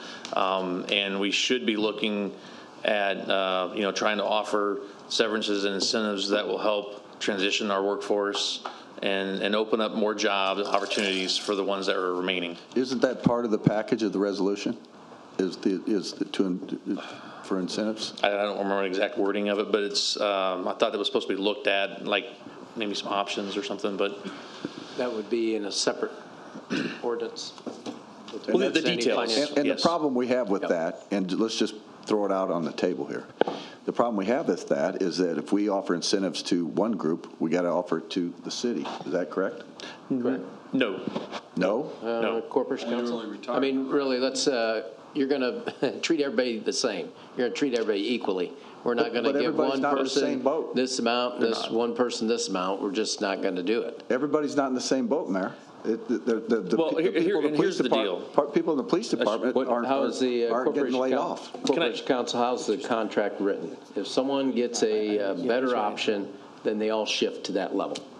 Is that correct? What I was going to say, that some of this we're talking about, just to put a little bit in perspective, is primarily going to be decided through the negotiation process with the contracts. Exactly. So it will not be, it'll be with participation. There were 2 original agreements that were done in November. They have, which everyone was very much in favor of. Essentially, there was a severance discussion that was proposed actually by the union. That particular set of contracts, the union had been through other situations in the private sector, so they had a proposal which the city accepted. It also includes a provision that says that if there are other settlements in contracts that are more are better in an economic sense, then that automatically applies. So many of these questions are going to get resolved through that negotiation process, where it's not something the city just unilaterally, decides. It'll be through the process of discussing it with employee representatives. And Corporation Counsel, I appreciate that explanation, but this is an unusual circumstance, and I don't know why we wouldn't be sitting down with all the negotiating, all the groups of the unions, and saying, look, we got a specific problem over here that these people are all going to lose their jobs if we don't offer some incentive to try to keep those folks. I can tell you that the unions from the police and fire and all the others may say, and I'm not speaking for you policemen or firemen, may say, we understand, and let's try to move that. Because we give incentives to some of these folks to leave, we're going to have room to take care of all the people who are left behind. And that's all we're trying to do. We're not trying to mess with the city. We're not trying to screw up our finances. We're not trying to do any of that other stuff. We're just trying to give people who put their heart and their soul into the jobs they're doing and give them an opportunity to take care of their families. That's all we're trying to do. We understand that. I just want to maybe restate what Alderman Redpath's saying is the severance packages that were in the 2 contracts, they have Me Too clauses that if another contract gets a better severance, then they can take care of that. But the original portion of your question I thought really referred to IMRF and the fact that you can't offer an early retirement incentive. If you do that, you have to do it for the entire city. And that is not anything we're talking about. If anything we did would not be considered an early retirement incentive. Maybe a retirement incentive, but nothing that would allow someone to retire prior to age 55. And I agree. I'd like to be able to specify who that can go to try to get people to retire so we can move someone else to that job. We just need to talk about it. And really, the idea is for that the person that leaves is replaced by an employee. We're not going to incentivize people to leave that nobody's going to take their job, from that's existing. No, so there's got to be that transition, that works for our employees. And not all of those lower paying jobs, really, that they're at, some of that are out there in the city that our employees are going to want, too. So it's not like we're looking at. I mean, they can be offered, of course, but it's kind of unlikely that they might want to take, a 50% pay cut. Alderman Hanauer, you had another question or comment? Mayor, I'm just. I think what I'm prepared to do, and I think that a lot of us are. I think that on Tuesday, we'll come forward with maybe an amendment to that and maybe add that 2023 date back. And then we can move forward. We can get this going and get the process started. As much as I would love to be able to keep those units forever, and like everybody said, be having those smokestacks running 24/7. I think, it's inevitable, but I want to make sure we take care of the employees, and that's the big part. And I think I'm going to, if other people on the council will support it, I'll bring it forward on Tuesday. I think the bottom line is we need to look at the numbers. If we're going to dive into it, let's dive into it. We should, I come from banking. I saw middle management wiped out. I had friends impacted by this. I know the significance of it. That's why you have to look at the numbers. You can't just carte blanche treat it, without really diving into the numbers, because then you could have catastrophic impact on CWLP and the city. Because like I said, one regulation change, and we could be dumping a lot of money, our residents' money, into the money pit. We've done great strides to right the ship, and now we don't want to turn back. We want to move forward for our future generations. So let's find out how many people we're talking about, what are the years of service. Quite frankly, I'm not a big fan of early retirement for everybody, because we're still paying. You can ask Frank Coons, Alderman Coons, and the others that went through that, paying through the nose on those incentives. Really, we are talking about the individuals that are impacted with the plant closings. I'm a firm believer as we have a large enough employment pool, we should be able to transition people in if we get our minds right. I mean, there's been openings where I had to say, why aren't we hiring this individual, because they're going to be possibly eliminating their position. So we had to pull back, so we hired that person. That's the mindset we have to get in. That's why Scott Madden should come in and look at what are we doing. They've been down this road. We need to look at our structure, our organizational structure within the utility, and make sure it's operating efficiently. And then, because, quite frankly, who's been shouldering the brunt of, the losses are the businesses. We've heard it. We've all heard it. And so we really need to take a look at the entire picture. So, I think I wouldn't do the vote next week. We should do the 2 weeks analysis and really see what we're talking about. That way we can really put on our fiduciary hats like we've always been and take a look at it and see what needs to transpire with regards to the closings. What's the cost savings? What's the impact of the employees? Can we, that's one of the reasons we're doing the tree removal crew. That's one of the reasons we've expanded it. And we should be hiring the individuals that are within city government right now. And so one of the things unions can do is allow us the freedom to move people. We've dealt with the plumbers, and they're working with us on an apprentice program because people are going to be retired. So they are working on an apprentice program to bring one of the utility workers into that position. We'd hold it and then move them in that position. That's how it works. And so that's how we need to take a look at the entire city operations with regards to the bumping. I understand that, but the unions have to be willing to work with us. That's all of them. And give us flexibility where someone can jump from one union to the other if they so choose and work with us. So it's a tightrope, but we don't want to impact anybody's family. But we really need to take a look at the bottom line and how best can we work through the finances and really determine what's the true impact. I mean, we're just speculating at whose retirements and things of that nature, so we really need to drill down to the numbers and see where they're at. Mayor, I agree with your everything you just said there. We all want to see the numbers. We want to be there, but there's already a catastrophic effect on the utility right now. And I understand that if we made certain changes and we came back and by one stroke of the pen, as you said, things change, then it's a nuclear option. We don't have a lot of choices, but then we have to go to that. But I agree. We need to look at the numbers, but we got to have enough time to be able to transition these folks. Mm-hmm. No doubt. Alderman Dallman. Thank you, Mayor. I appreciate your comments, and really you echoed a lot of the things I said last night. We need all the figures, we need all the numbers, and we took a little bit of criticism last night for not moving the resolution along, and quite frankly, I anticipated a presentation like this, and you fulfilled that this evening, as I said earlier, and I'm prepared to vote next week, but in the spirit of let's make sure if you can get the numbers that have been discussed here, that the mayor just discussed, if we can have those by next week, great. But I don't want to jeopardize the timeline. I know all these things are important as far as when we do what, But I'm prepared to vote next week, pending the fact that we get these numbers. And I think Alderman Hanauer's amendment is a good idea. So, But if the mayor wants to wait, I don't have a problem waiting 2 weeks. I have no problem with that. You know what? Clarify, we can't actually wait 2 Alderman weeks. Conley?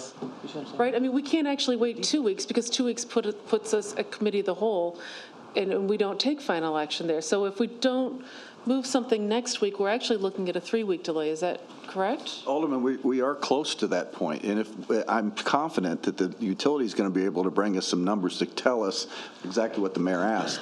And if we get to that point, we can pull that thing off the table right in the council meeting and vote on it if we need to. But we got to make sure everybody is comfortable.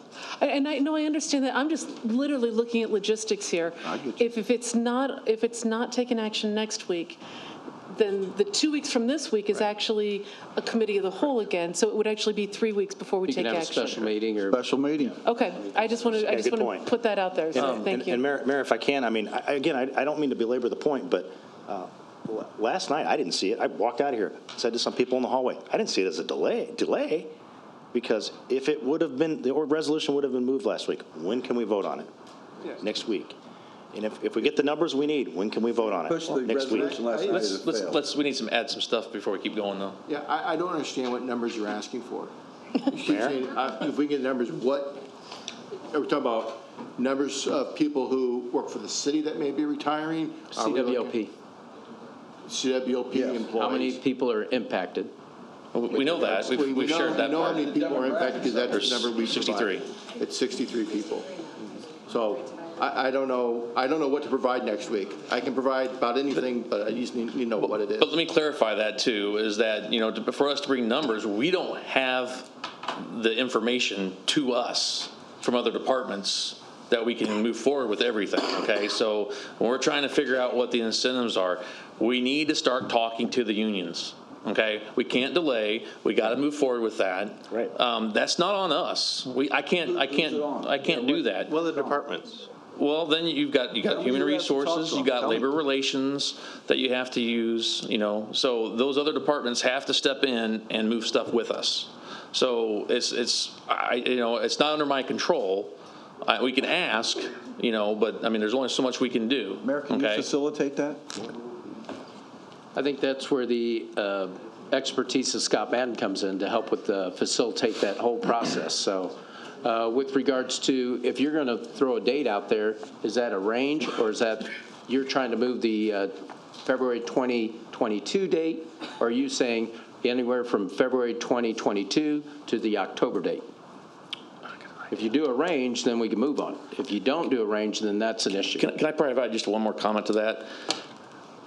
It's a no later than date, okay? So if we do a no later than date, we can go sooner than that.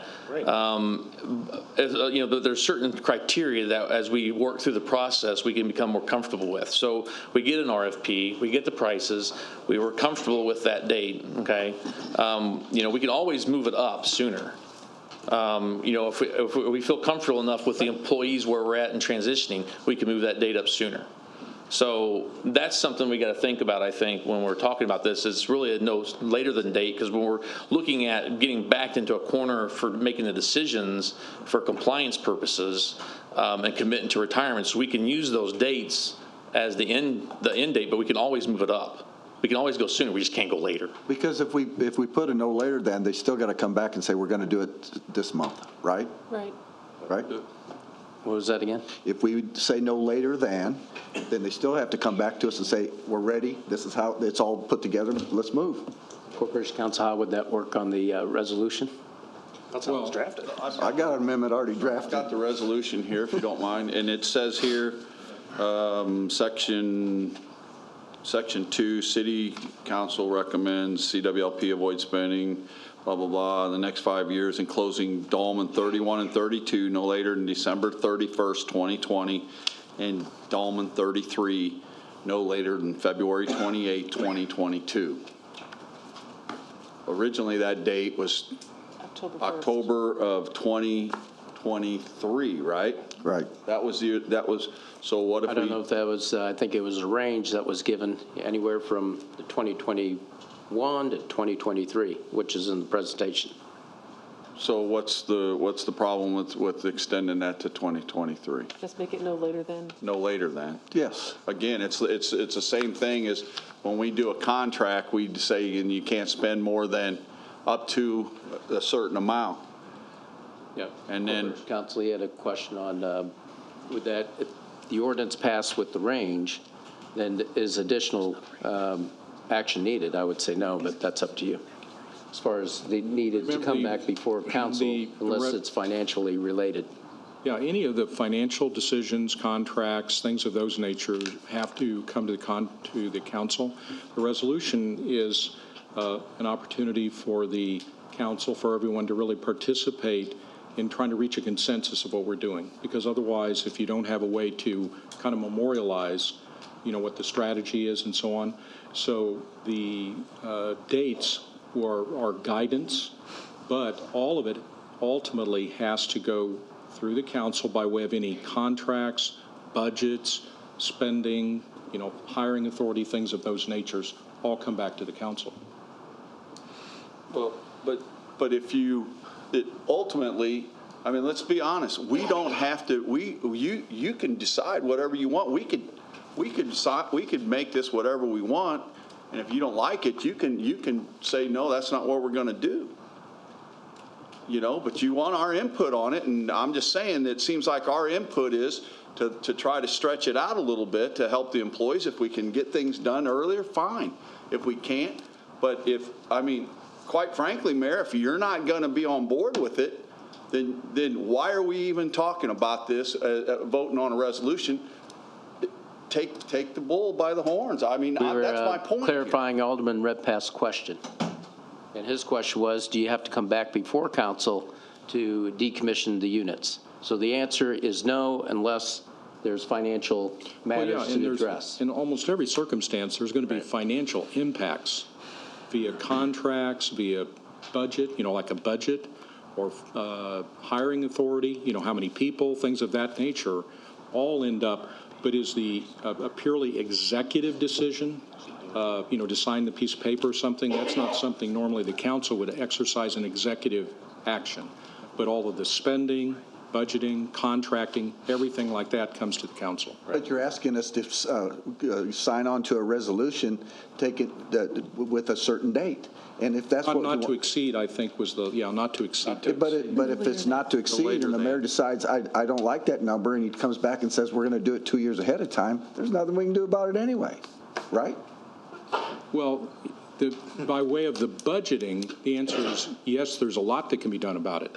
Because if there's not funding provided, or if there's not contracts approved to do certain actions, or build certain things, or hire certain engineers, or things of that nature, it can't be implemented. Corporation Council, I'm not trying to say that. I'm trying to say that we want to support a resolution that we feel comfortable with, right, with a date. And if they come back and they tell us, look, we got this taken care of, we have transition plans put into place to put these people where we want to put them, everybody on this city council is going to say, go. They're not, but if we get a locked-in date and there's no transition, and then we end up finding out that they did it anyway, why are we having the resolution? That's all I'm saying. We want to support this. The mayor is in a tough spot, as we all are, closing this plant. But the bottom line is that we got to have things in place. The transition's a big deal. It really is. Mm-hmm. These folks, they don't know what they're going to do. Yeah, we understand that. All right. We're on the same page. Alderman Proctor and then Alderman Donlin. Okay, quick. So if we move back the date to no later than February 28th, October something, right? October 1st, 2023? What would that do? Because you had a slide up there saying that there's operational negative fiscal impacts for continuing to operate the unit. So would we have less money for severance options and other positions and stuff because we would have less money? Or yeah, the longer you continue to operate, your losses will still be there. But part of the things too, you are avoiding costs. Don't get me wrong on the environmental stuff, but you still be incurring the losses. So how much would we be losing if we did October? Those are the numbers. Those are the numbers we're talking about. Yeah. No, he had a slide. I think he had to. It was for 33. It was 13 to 16 million a year. Yeah, and that's against the market, okay? I mean, if the market goes down, which, unfortunately for the last few months, gas prices keep dropping. They've been under $2 for like a month now. So it's amazing how gas keeps dropping. And that just pushes energy prices down. Okay, and then I guess my other question is this, I just don't know from HR's perspective or whatever, delaying how much that long would be beneficial. I understand keeping the jobs going and, you're running the units and stuff, but if it's, the end of it is you're actually still going to be leaving, how much does it really save you? Is it like Alderwoman Connolly said, months or 18 months or whatever? Is it really that impactful? Does it really make sense when you divide by the number that you're Well, like leaving? John said, the age of our workforces and the years of service combined isn't like there's going to be, we can transition every employee that we have because of retirements. We can't do that within the utility. Don't have that many positions. I get that. But can we get half? Yeah, I think that's getting closer to the number. Just looking at the ages and stuff like that. Okay. Alderman Dallman. Thank you, Mayor. Doug, do you and John understand the numbers that were alluded to earlier that we would like to have by Tuesday? And if not, since I wasn't the one that asked for those numbers, the mayor and I think Alderman Redpath asked for those, can they clarify? Are you guys clear what they're asking for? I don't think John is exactly clear. Well, I mean, that's why I wanted to say it. I think I've got a general understanding. I'll explain it. The alderman had concerns about the employees, right? We all have concerns about the employees. Mm-hmm. And we know how many employees could be impacted. What are the dates of impaction based on the different scenarios? You can run the different scenarios. It's not rocket science. And then you figure out what many years to retirement, who's able to retire. And then, like Alderman Fulgenzi said, what if it's just like your car's getting totaled. What if they come back and the insurance company says, we're not going to cover the entire cost? And then, just like your car's being totaled, that's happened to all of us, or most of us. And then if they do come back with that, you have a pool of funds, and can you offer that in some type of incentive that makes sense? So how do you transition people in different scenarios? Yeah. That's what we're talking about. How do you transfer or transition people? And we've already transitioned, I think, 4 previously to other positions. And so that's what we have to work out. What are the opportunities? What are the obstacles? I think that's what Scott Madden would, come on, everybody wants the answer right now. We don't have the answer right now. The reason being, that's why you ask for 2 years to transition or 3 years, whatever it is. That's why you ask for that, so you can get the ball rolling and move forward in that direction. Because that's what we're trying to address. The other side of it is what's available throughout the city. So that's something, it's all in numbers. What are you willing to put on the table for our residents to pay? What is that number compared to the number that it would take to transition the employees or offer early retirement incentive to the ones impacted and move forward in that direction? So you have different scenarios you can run based on that. And you're not the experts, you're engineers, you're not finance. That's more Bill McCarty. That's more Director McCarty. I understand the age of my employees, and I understand the retirement dates, and I know 2021 and I know 23. I can put together something that can show what I'm not going to say a transition plan because that's not the proper term, but I can come along with information of what I realistically feel is doable on a standpoint of how many people we can move to other jobs without getting into public works, without getting into areas outside of my domain. I can provide that by Tuesday. Great. I think it's reasonable. So we're going to open up to the public. Alderman Gregory. Mr. Doug, so earlier you was saying if we did choose October 1st, 2023, I'm just throwing that number out there, we would probably keep the employees until the end of the fiscal year, February? Yeah, whenever the units shut down, we're just not closing the doors and everybody's gone that day. There's going to be a period of time where we need to be able to do decommissioning tasks for that unit. I suspect that there'll be some that are going to be applying for other jobs too that they know they can transition to that might be open then, that they would want to, some would want to leave. Right. So if we chose February 22nd or February 1st, 2022, so it seems like those employees will probably be, around in either circumstance about 4 to 6 months. Somewhere in that range. Somewhere in that range. So it looks like we're talking about an 8-month difference within these two dates. It seems like we're, an 8-month difference on when we're going to shut it down, when people are actually going to not be out there anymore. Well, even if it was the October 1st of 2023, then you're keeping employees to the longer fiscal year, so than about that. 12 months. Okay, thank you. So if you come up and maximum would be 5 minutes, but don't repeat what others have said, if you would, please. And then Jay McBride had signed up to speak, so you can have the option if you want to go now or later. Okay. Okay, go ahead. If you'd state your name and address for the council, we'd appreciate it. Good evening, Keith Tuxor, 1201 South First Street.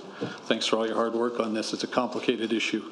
To try to help the finance department, perhaps if we said we would like a demographic profile of the entire CWLP staff, would that clarify it for you? To have a demographic profile, or to use a synonym, to do a census of the CWLP staff. So you know the information of that to build that step one. So, right. And a suggestion on a proposal, and it's clear everybody cares about the employees and getting the retraining. Perhaps just a motion that says anybody affected by these transactions will be, the city will ensure that transition and or retraining will be provided to these people. It gets away. You don't have to worry about the time because you know you're going to do that for people. To simply make a resolution and stick to that. So I only had one other question. We're going to have, if we get down to Unit 4, there's still going to need to be some backup. And I'm wondering, I'm not trying to spend the entire $29 million that we might save on Unit 3, but has there been any discussion yet on putting that kind of money into solar or wind or other alternative energy into our own permanent energy system? Is it investing in that? Is there a department head to do that? You want to address that now or later? Okay. Are you finished with your comments? I am. Thank you. Okay, thank you. Just as far as reinvesting, since we're municipal utility, I can't even talk today, municipal utility, it's, with the tax rules and everything, we can't take advantage of wind and solar like that to where, it's partnering with somebody. So that's part of the RFP process, essentially, that, it's cheaper to buy from an outside entity, and then because they're going to take advantage of those tax incentives, and then, essentially we get, a lower price. That's how those prices are so low.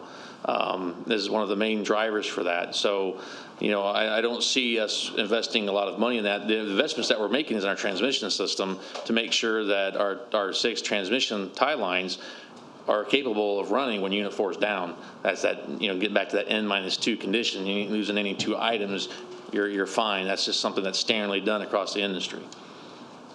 Thank you. Good evening. First, I want to start off saying, rest in peace, Mr. and Mrs. Edwards. It's a good man. Secondly, I'd like to say, Doug, great job. No matter how much heat you take in tonight, you're really saying everything I've been saying. And for the 2 rookie aldermen, you guys can excuse this part. But for the rest of you guys, you veterans, you guys sit around here. I've been here last night and tonight. And you guys act like this is the first time you guys have heard this. We have wasted so much time on repeating stuff that's been said. This May 6, 2019 said everything. Doug has said this stuff twice. And we steady talking about it. Now, the more you push this back, the more you're going to affect the whole community. You worried about 60-something people instead of 1,000 and some people. Now, when them new rules drop, oh, man, we're going to pay if you don't start acting now. They ain't even touch on the cleanup part.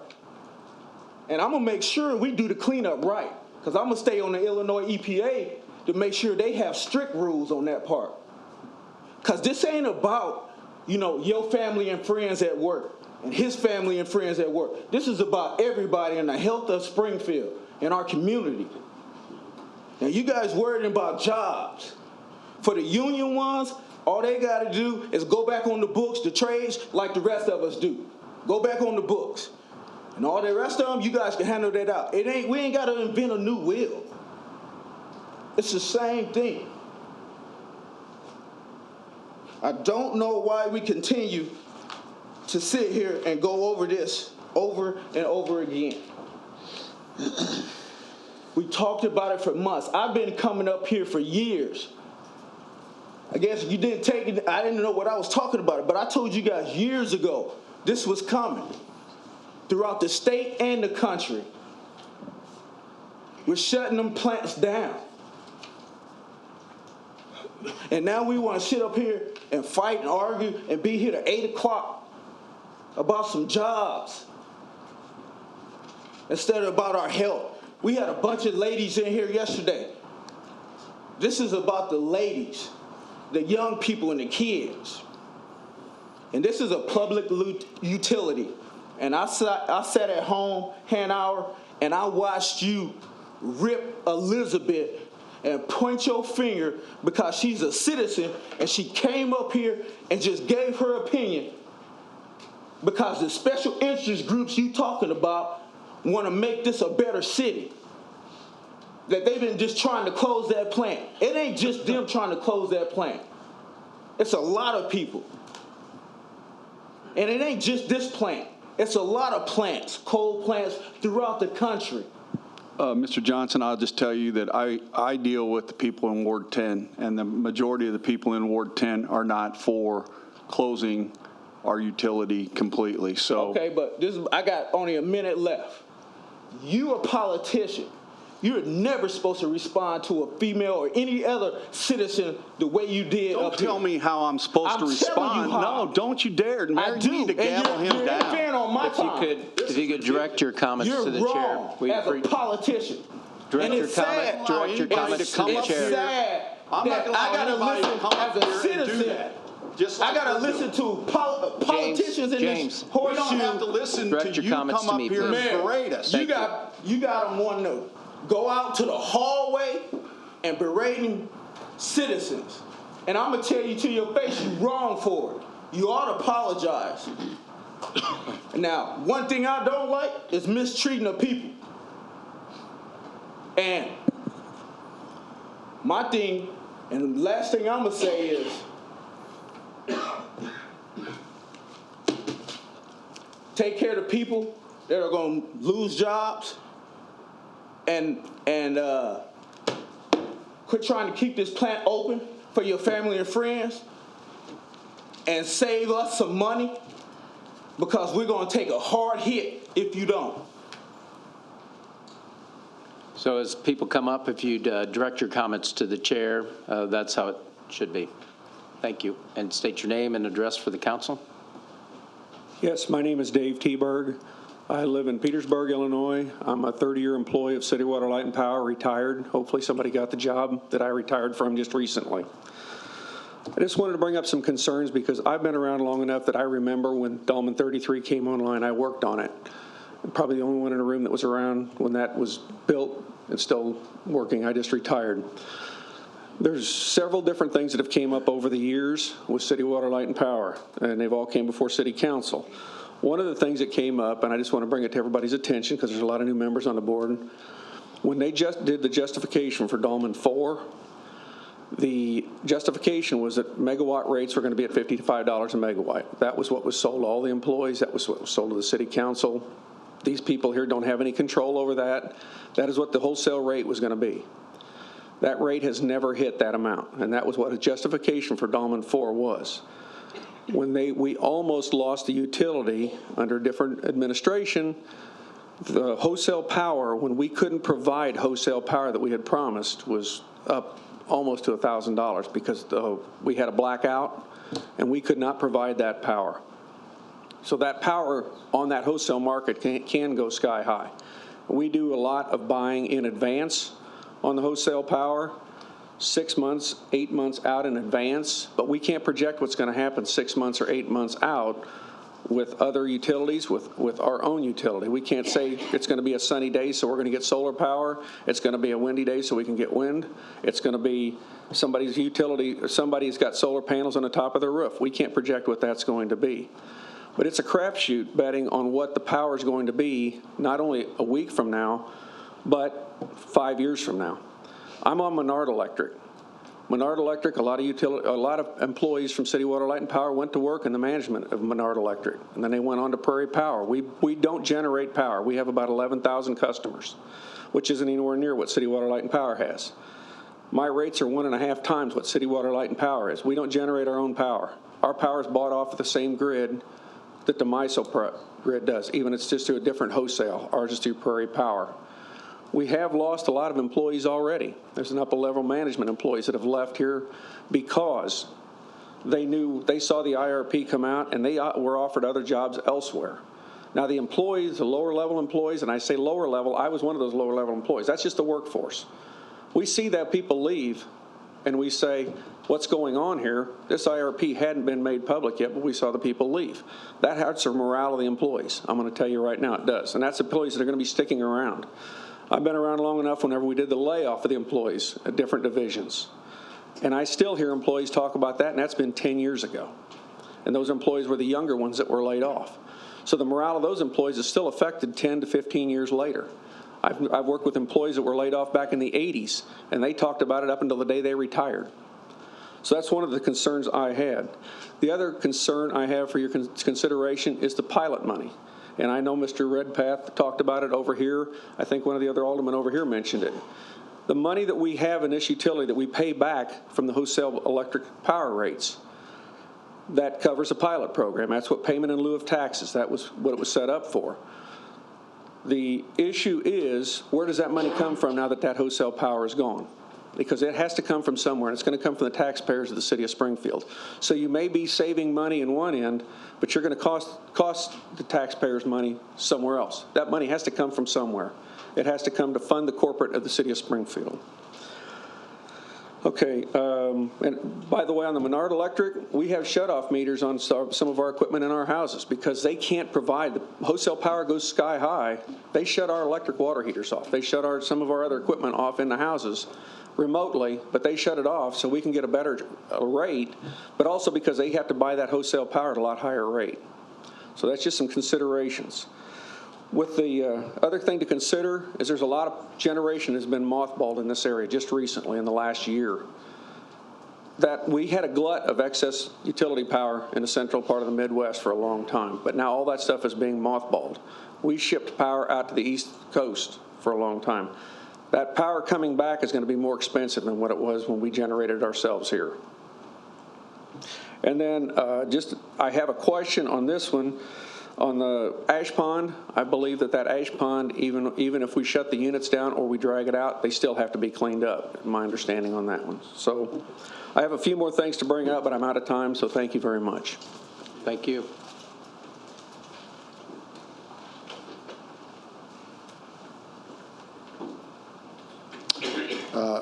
Thank you, Mr. Mayor and members of the council. I'm Andy Knott with the Sierra Club. First, I just want to say I had a handful of interactions with Frank Edwards over the years. I didn't know him well, but I just want to express my condolences to his family and to you all because I know you lost a friend and a colleague. I won't say much. You've heard from us many times before. I do appreciate the presentation tonight, and I appreciate the conversation that occurred after that in terms of the direction that the resolution appears to be going. I did want to just bring up a couple of things. One is something that happened today that I just wanted to make you aware of.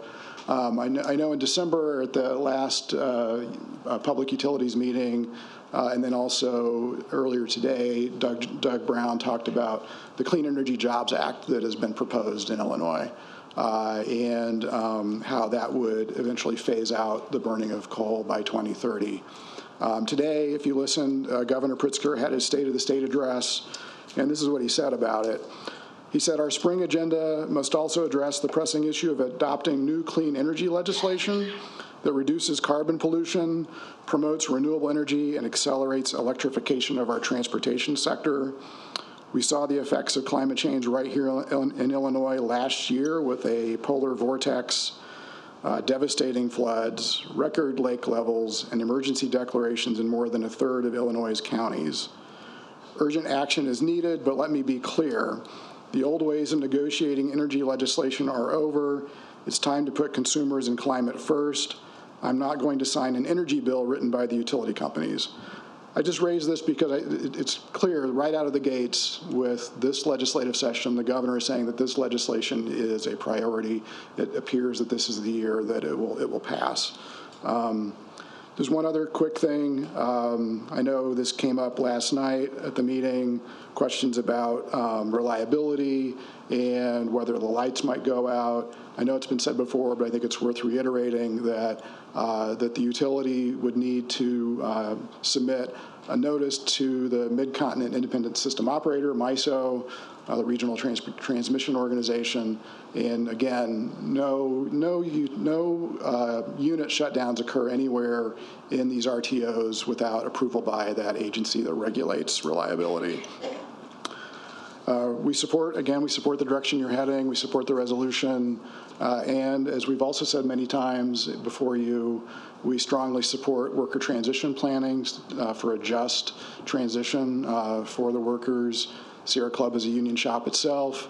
Again, we've said this before too, you all have an opportunity to set an example for just transition work for the workers. A lot of utilities, a lot of investor-owned utilities, they'll make an announcement about a retirement, and it's 6 months, and then that's it.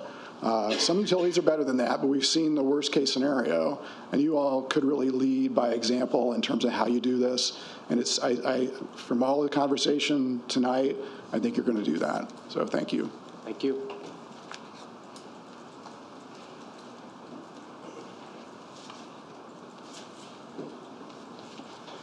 Good evening, Mayor. My name is Sunday Balogun.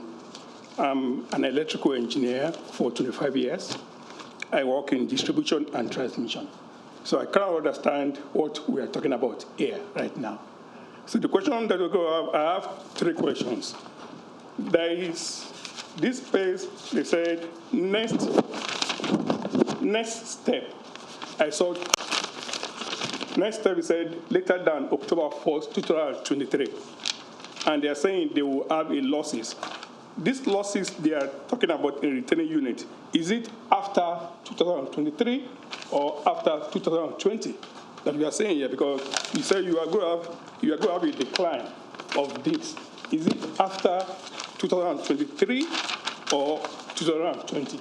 Current. That's after 2020. No, it's current. So that's happening now. Right now, okay. So it means that if you move to 2020, you lose that 13 million. If you move a year after, it becomes 26 million. That is and we're now looking at how much money are you going to use to pay for those staff they're going to lose for that 1 year. Is it up to 13 million? If not, is there any way that the committee here can sit down and look at, instead of returning this staff for the next 2 years, we know we'll lose 30 million if we return it for 2 years. Can we work a modality and how we can put an incentive for them so that it could help both the utility and the staff that you are trying to protect, which is a very good cause to protect people that have been working for a very long time. It's a good cause. But you look at the cost analysis of both sides from the point of how much are you losing now, how much you will be losing for the next 2 years. The cost of paying off those staff, is it going to be up to that value I'm losing? If it's not, then can we have a compromise of we are going to pay you an incentive based on this? That is one of the options I'm trying to see if you can look at it. And 2, they were asking what are the steps by which they say it calculate how much it will cost them so they can make a decision in the next 2 or 3 weeks. Is it not possible for this committee to give the utility company about three dates. If you make a decision next week, how much money do we have to pay? If we make a decision in 3 months' time, how much money do we have to pay? If we make a decision in the next 6 months, then it will be easier for them to be able to calculate how much money. Because by telling them, oh, go and bring a figure, I don't know which figure you're asking them to bring, because I can't understand it. You're asking them to go and bring a figure to do what? You have to give them a deadline of the time so that they can calculate based on those deadlines. Next month, we are going to make a decision, we are going to close business by next month, how much money do we have to pay? If we are paying in 6 months' time, how much money? So it will be easier for them to make that calculation. It will be easier for you too to be able to extrapolate from there that, oh, can we close earlier? But one thing I can know is we need to close this factory much earlier than what is here, based on a lot of factors beyond your control. It's not within your control. Most of the problems that this utility company is having is not something you can do about. The ball is out of the gate already. There's nothing you can do about it. So you have to start facing the reality. The reality is this has to be shut down. How soon can we shut it down? And if you shut it down earlier, how much money do we need to pay to those our employee? Can we make up for it? So that the idea of and by not allowing somebody that's working in an utility company to know exactly what time he or she might likely lose a job, is depressing. By keep on postponing it, oh, we are debating this next month, 3 months, 4 months' time, they are being depressed at their own. But if they have a target date, oh, I'm going to lose my job in so time, they prepare for it. But by giving them hope, that there's no hope there. When you keep on giving hope, when there's no hope, then you're not being fair to everybody. So you have to be fair to yourself, be fair to the community, and be fair to them. So I'm just saying, in the essence of summary, what I'm saying is, since they are losing $30 million every month, every year, starting from today, and you have 2 years, so is it not possible for you to just give a date and look at what you're going to lose and pay it off?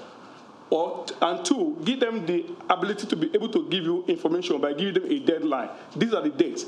And then they can extrapolate their time. And 3, give a date so that those staff, they will know exactly the time they will be off their job. Thank you for the opportunity. Thank you.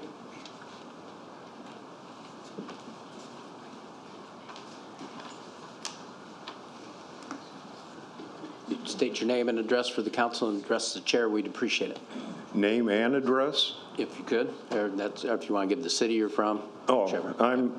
My name is Rick Penio. I'm from Springfield, Illinois. I worked at Illinois EPA for over 30 years.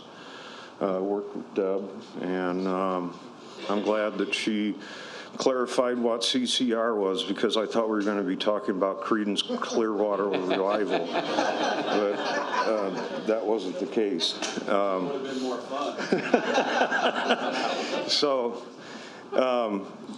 One of the things that I would like to ask is that when these 3 plants go out, there'll just be 2 peaker plants and Dallman 4. Correct. And will each one of those units be able to provide the power in case something needs to be maintained or be taken down for a little while? I think that needs to be considered. And then on top of that, the RFP, what does RFP stand for? Integrated Resource Plan. RFP. Request for proposal.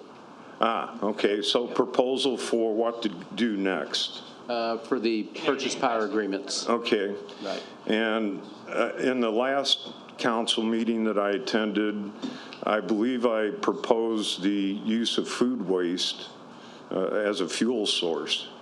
And in using anaerobic digestion to create methane, which then could be burned and utilized pretty much the same way natural gas would be used in generating electricity. And one of the things that I pointed out was that it gets the food waste out of the landfill, but the other thing that it provides for the city is another opportunity to make money. When you receive a food waste, you can charge a tipping fee, much like landfill. So instead of paying for your fuel source, you're getting paid to get it. So to me, that's a big win. And then this proposal would certainly meet the Clean Energy Jobs Act and renewable energy requirements from now until, I hope, the end of time. But I hope we don't get to the end of time quicker rather than later. As far as the ability of the units, they will cover our native load, and there's 3 peaker units. But if we have to do any work on Dallman 4 or one of the units, we'd have to import the power. That's why the infrastructure has to be built out associated with the grid.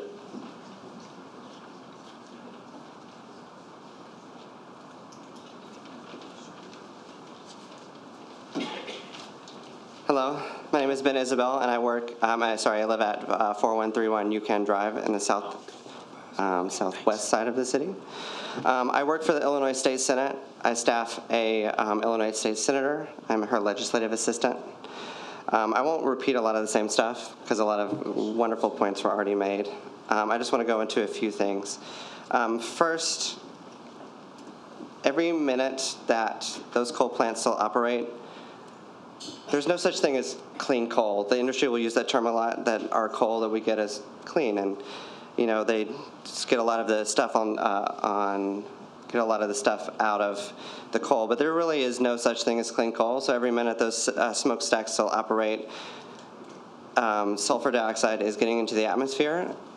That leads to billions of dollars of medical costs every year for people who live around them. So actually where we get our coal from, a lot of our coal from Williamsville, there are a lot of, that's where they are mined. Just 2.5 miles down are 3 schools. So I personally would not want to live near that.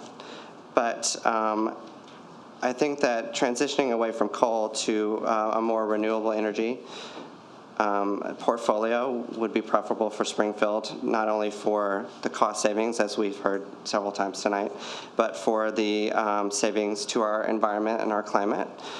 I think they did a very good job of presenting. I don't think there was enough emphasis on the fact that CEJA is coming, and as someone who works around many of these representatives and senators, I mean, nothing is guaranteed, but I would be extremely surprised if it didn't pass, and then so a lot of this becomes out of our hands. So I'm willing, if it's like something where someone's like, well, I don't want to pay more money down the road if we invest more money in renewable energy. My sort of thinking is, if I can save one more bit of land from being destroyed beyond repair due to coal mining, I think that's worth the difference. If one less ton of CO2 gets pumped into our atmosphere from mining the coal, transporting the coal, burning the coal, it will have made a difference. If we decrease our toxic coal ash waste and from burning this coal, it would have made a difference. If less habitat is destroyed, less biodiversity lost, and less water polluted to mine this coal or to burn this coal, it will have made a difference. And if the people who live nearby these coal plants, the burning or where they're mined, are less likely to get cancer, less likely to get respiratory issues, cardiovascular disease, birth defects, which have all been proven to happen around clusters around where coal is mined or burned, it will have been a difference. And I am completely sympathetic. I understand that I wouldn't want anyone to be out of a job. I want there to be a smooth transition plan as much as possible. But delaying, I'm for giving them a range and giving them, like the man said a couple before me, that I'm willing to give them a range of where they can, if they're able to do it quicker, then that's great, because the sooner the better. And I hope, again, I hope everyone, we have a smooth transition. But I appreciate your time. Thank you.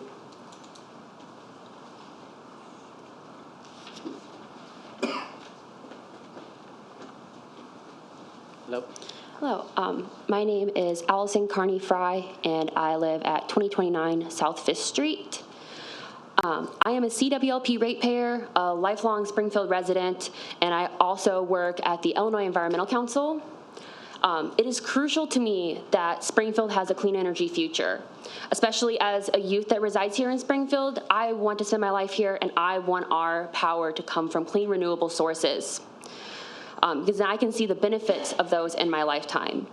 Dallman 3 is not a viable option to our future, and continuing to run it would cost the city at least $100 million over the next 5 years, as we heard earlier in our presentation. The market is shifting, and coal is no longer the safest or the most cost-effective source readily available. 270 coal plants have closed or adopted closure plans in America since 2010. And we saw it right here in Illinois last year when Vistra announced several closures of Illinois coal plants. This trend is projected to continue. In August of 2019, Moody's Investor Service changed the market outlook of coal to negative. With the price of renewables decreasing, we will continue to see a shift of just how unfeasible coal truly is. And with the new clean power sector comes good paying, clean energy job sector jobs. As have been mapped out through the Future Energy Jobs Act and will be expanded upon with the Clean Energy Jobs Act. As a young member of this community, the future is important to me, and that is why I decided to stand up here and speak out today.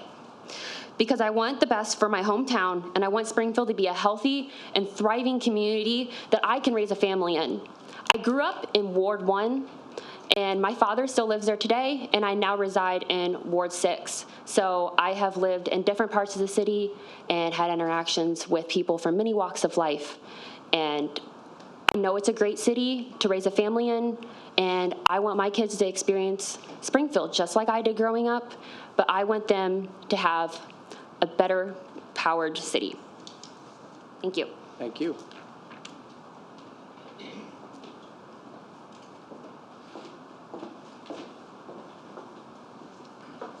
Hello, I'm Amy McEwen. I live at 2913 Arlington Drive in Ward 7. And I wrote these comments after last night, and now I've listened, so I might change them as I go through. So in terms of my background, I teach at UIS, I teach ecology. I have a PhD in ecology from the University of Michigan. And I guess one thing I want to say is, this is a good thing. It's a hard thing. This is a hard thing to do.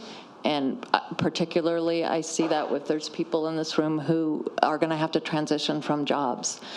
But from my perspective as an ecologist, I've been lecturing for 20 years now on climate change and ecology.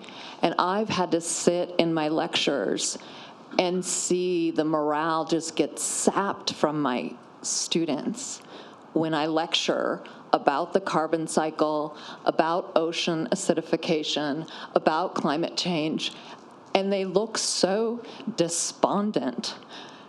And I don't want my students to feel unempowered. I want them to believe that there is a future. And so in that moment, it's a very difficult moment. I tend to say sorry.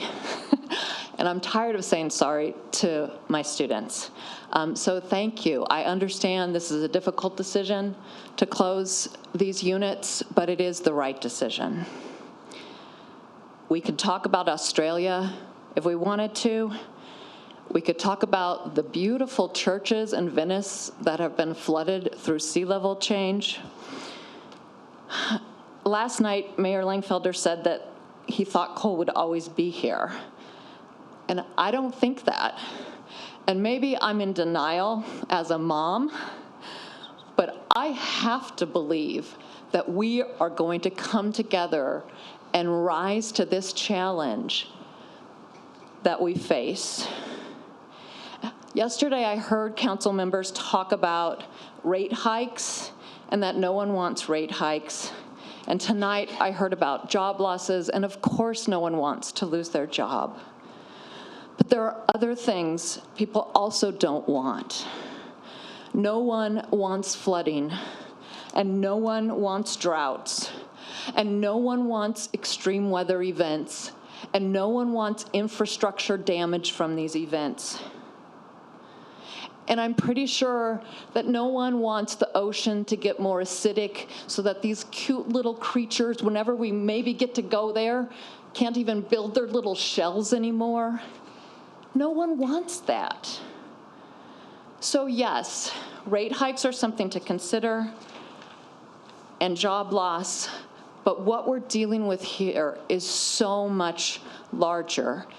Last night, people talked about this as a historic vote, and I agree with that, because votes like this, in rooms like this is how we do it. I just read an article this week about rapid decarbonization, and one of the steps was about small little, sorry if people consider Springfield big, cities like this making these changes.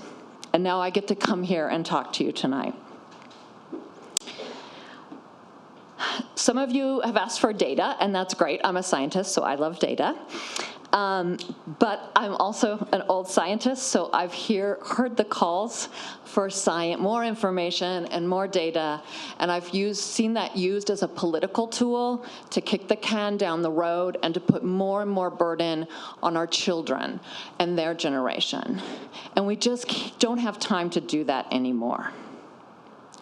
In terms of data, I will suggest a couple readings. If you haven't already, I urge you to read the National Climate Report. You can find it at globalchange.gov, or the National Academy of Sciences Report on Climate Change. Both of these are US-specific reports, and they have details about the predictions for the Midwest under various carbon emission scenarios.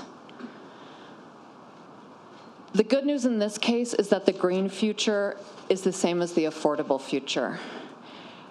And so I think the vote here is clear in support of the resolution, and I thank you for bringing this forward. And I know this transition is difficult, but I believe it's the right thing to do. Thank you. Thank you.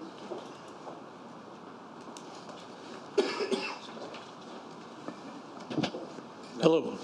Don Hanrahan, attorney at law, 1119 South 6, Springfield, Illinois. I'm going to be very short. First of all, I wanted to say that this is a difficult decision, and it's not something that's been sprung on the City Council even in the last year. In 2013, the Burns-McDonnell study came out, and Mr. Brown's predecessor, Mr. Hobby, knew about it. We all knew about it. We got copies of it. We read it. It said 31 and 32 are losing money, and 33 was marginal in 2013. 2013 is 7 years ago. We've been losing money ever since. So you want to talk about rate increases? We've already had them. We've been paying for it since even before that. The studies, TEA and Synapse show that we've been losing money since 2008. So this shouldn't come as any surprise. It's been coming for a long time, and people have been before the council talking about it. The second thing I want to say is that my hat's off to these guys. This has got to be one of the toughest things that they've had to do in their professional lives. And to you guys that have to consider this and have made, I think, from the resolution, the right decision. The one thing that I'm going to leave you with is this question. If you extend the date to October of 2023 instead of February 2022, and Unit 33, assuming that it doesn't break down again and require more repairs, is losing at a rate of $1 million a month. If I was a worker, and maybe we need to ask the union reps this question, would you, that's taking money out of the city coffers that could be used for transition. That's like what, 18, however many months, $18 million. And, closing it sooner might mean that we have more money available to do the transition, to do the retirements and all of that. So I'm no expert on that, but it's a thought that you need to consider, and that's all for my remarks. Thank you. Thank you.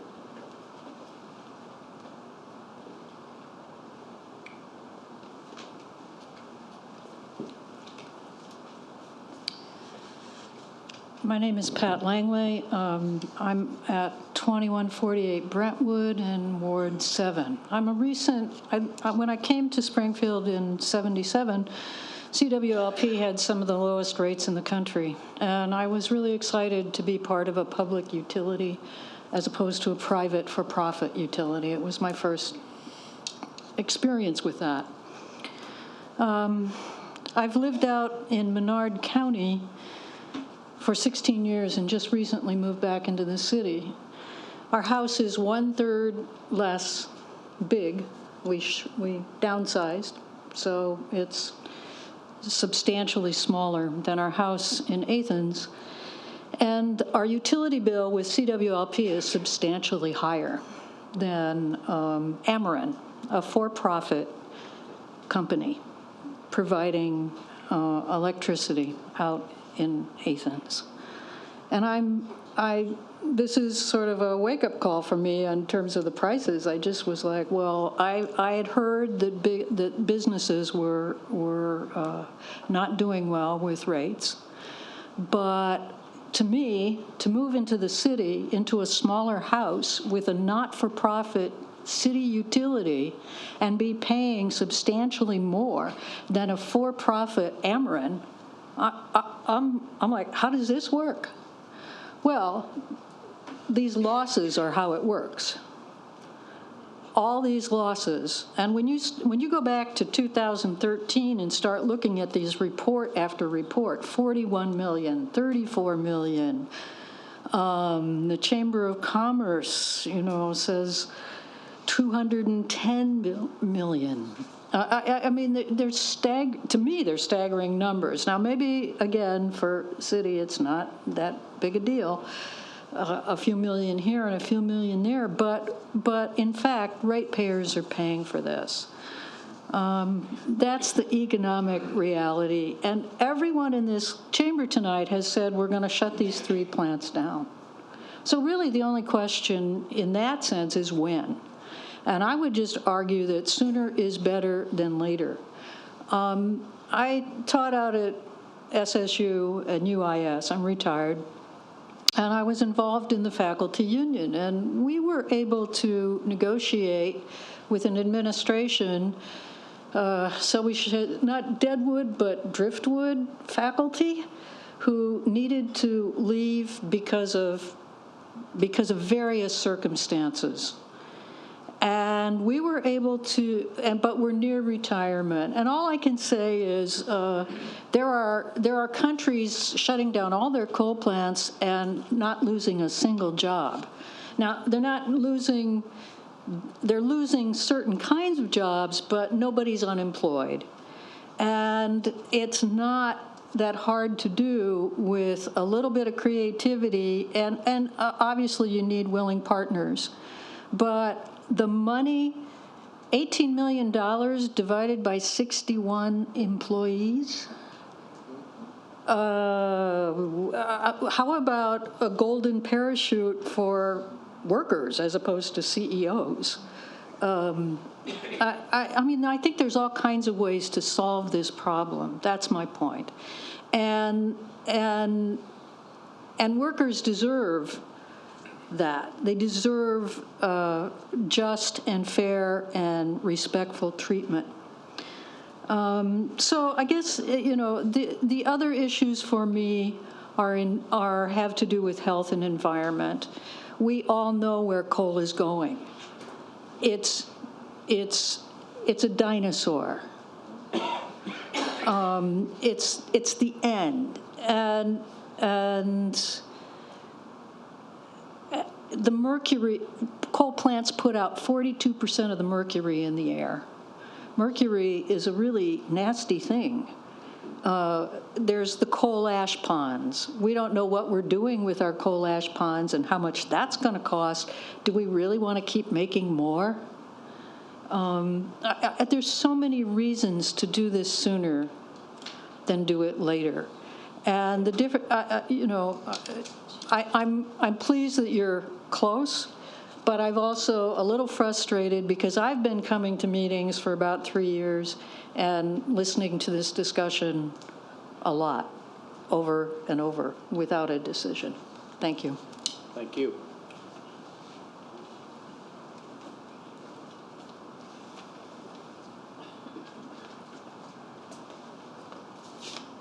Name's Andrew O'Connell, resident of Springfield.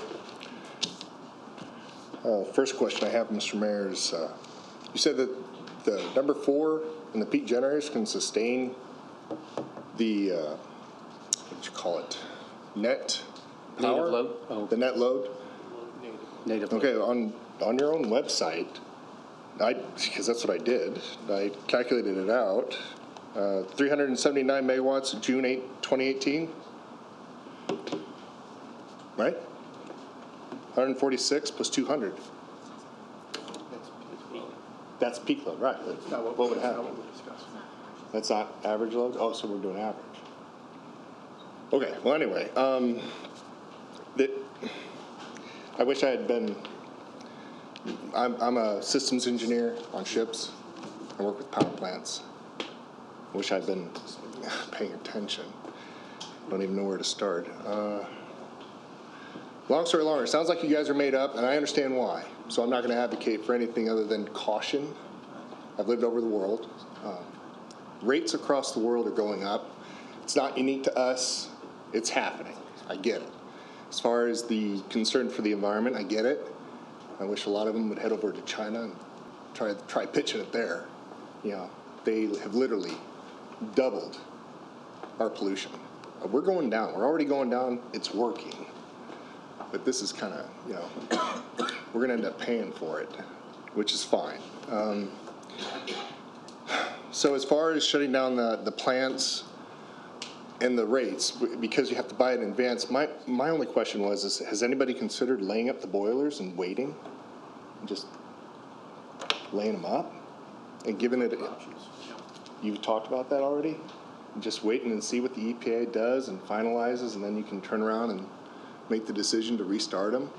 Give the people. Mothball it until later. It's kind of like mothballing. You can do it wet, dry. It's up to you. If you do it dry, then you have to drain it and retreat the water and stuff. You can do it dry. Out in Diego Garcia, we have all the ships lined up. In the event we go to war, a lot of the times they'll send a bunch of us over there. Detailing. You can fire them up. You can restart the boiler. You don't have to dismantle it necessarily. You always have that option if you mothball it. I don't know if you've even considered it. Like I said, I wish I had known about this before. It's the first thing I would have said. Clearly we're heading down that road, and the uncertainty, I think, is what's killing you guys more than anything. The EPA is just, it's atrocious. And I feel for you. I'm sorry. We deal with it at sea.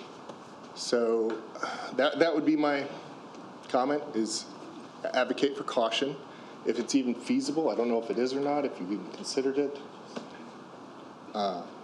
If you mothball it, so to speak, or just lay it up, and it's like hitting a pause button.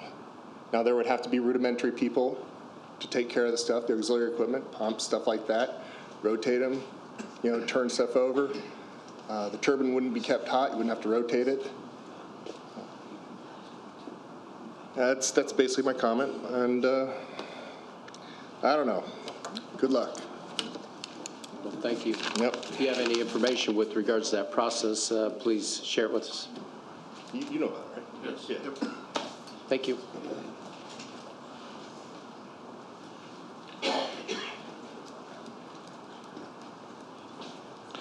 My name is William Schaefer. I live at 2320 Peppermill Point Court.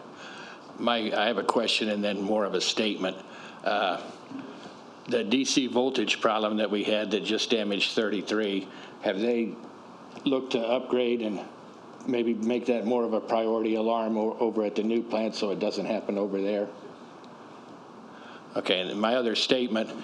The answer was yes. Yes. Yes. It's more of a priority alarm, or as if somebody else checking it, it's not just guys keep writing down the low reading over and over again and taken care of. Good deal. My other statement was you're going to have a lot of employees that are going to go through a whole lot of pain There's a lot of employees out there, like John Davis mentioned earlier.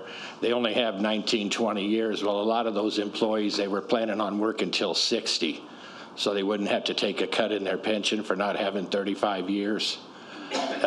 Springfield and the surrounding communities are going to notice this. They're going to take a hit.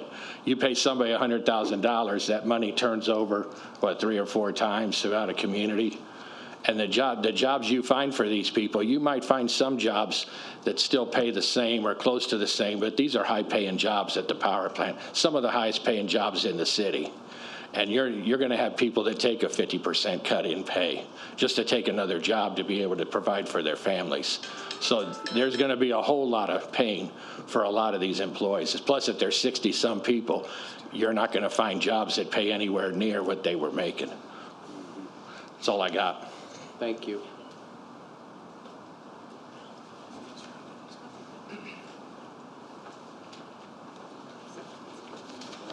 Mr. Mayor, council members, Matt Lauterbach, employee of CWLP. I'm also a union steward. I represent a majority of the employees that will be affected. One of your questions earlier was, when were we notified? I received an email Sunday, January 19th, 10:52 a.m. The next day was holiday. Monday was Martin Luther King Day. So we had, the people who were off on that holiday had 1 week notification of yesterday's meeting. As I went through yesterday, I'd asked multiple questions, things, the water rates, the coal usage drop. As Doug stated last night, which we verified, we do purchase 60% of the coal from the mine. They lose 55% of our purchases. That's a 35% loss for that mine. Not anybody else, but a business cannot withstand a 35% loss and stay open. When that happens, now we have to find coal elsewhere to support Unit 4, which means that we're going to be stuck with price increases at that point. The estimated power pricing is just what it is. It's an estimate. You're looking to the futures. I mean, there's no magic ball to tell you. You can't look at the magic 8 ball and say, yeah, it's going to be cheap. I mean, if they could, I'd like to know, because I need to do some investing and figure out what I don't want to invest in. The other thing that we've been talking about, we keep talking about 31, 32, and 33. How is Unit 4 doing? Is it producing profit? Is it running at a loss? Nobody's brought that up at all, discussed that. Once again, I asked last night, has there been a discussion with another municipality in the same situation, and what was the impact on their municipality? That needs to be discussed. I also discussed last night in Texas with the rolling blackouts. I've heard discussion before me about the wind generation, solar, renewables. If you look at Germany, they went 100%.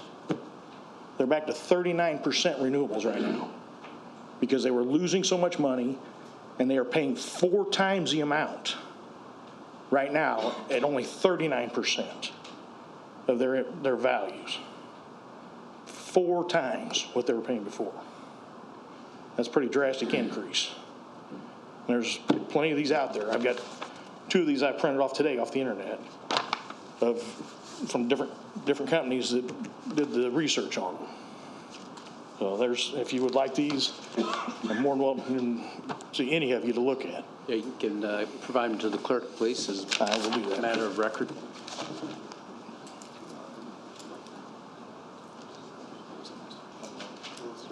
There she is.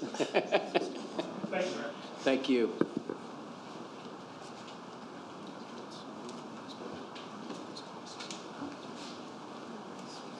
Vladimir Lichikov, 2333 Waterbury Pond Court, same subdivision as Mr. Mayor.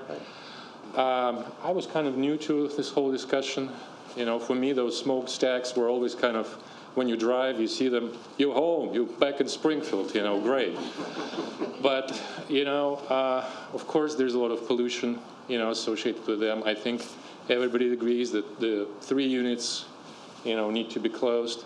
But I'm kind of echoing what the gentleman just before me just said. What about the Unit 4? It looks like it opened in 2009. We're 10 years later. Is it economical or not? We're going to transition all those, folks who, not going to have a job at the other 3 units, at Unit 4. 5 years, 10 years down the road, if it turns out that unit has to be shut down, I mean, I'm just kind of thinking, a little bit ahead of time, what's going to happen? Was there any analysis? I mean, is it still economical? When you're done, I'll comment. Okay. So, I mean, the other gentleman kind of had asked the question, So if you can, that's the only question I have, Okay. Thank you. Great. Thank you. Yeah, in regards to Unit 4, there's been, again, we've been talking about this for, since last April or May. The IRP went over all the units, and it showed basically under some scenarios that Unit 4 was economical, and under some scenarios that it was not. And the recommendation from the Energy Authority, was to keep Unit 4 until the next IRP cycle, at least as far as planning purposes go. So it is economical under the conditions that we're in right now. When it's not economical, it is those things about, when there's a high carbon tax put on energy that could run Unit 4 out of business, so to speak. So we're not safe in the woods, I guess, from losing Unit 4 when other factors that are out of our control can come at us. But right now, Unit 4 is economical. And, but if, as we just heard today, if CEJA does pass and there is a date in there that restricts fossil fuels, then Unit 4 is done. Anybody else wish to address the council? Jane McBride, 3300 Forsyth. I'd like to point out that is in Ward 10. So I'm speaking out tonight because I would very much like to see you close these units down as quickly as possible. We do talk about a lot of costs, but one cost that you can't see in the air day in and day out are the externalities that are the cost that the environment and the wildlife is paying for us to keep these coal units burning. I do animal welfare work. A major portion of that work is now natural disaster relief that we have to perform on a regular basis, and we are constantly planning for that, and the outlook is continually bad in the southern part of the state, the central part of the state, and the northern part of the state. And these coal-fired plants are a major cause of that. It's not that there isn't an expense to running them. I understand you've got a worker problem. We've been talking about this for years and years and years. We've been planning for it with the IRP. This is nothing new. I think with our incentives plans, as Mr. Hannaran pointed out, with the cost savings that you can come up with means to cover some of these costs of taking care of these workers. So I would ask that you shut these plants down as quickly as possible. Thank you. Thank you.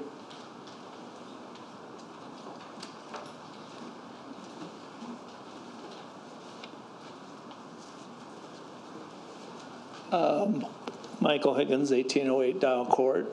So tonight we've talked about whether coal is going to be here in the future and everything. The number one enemy of coal, like he said, is natural gas. You cannot compete with the prices of natural gas today and tomorrow. 100 years from now, who knows? But the direction of natural gas is states and cities across the country are eliminating natural gas. New developments, new housing developments, natural gas is not going in. So natural gas is going away.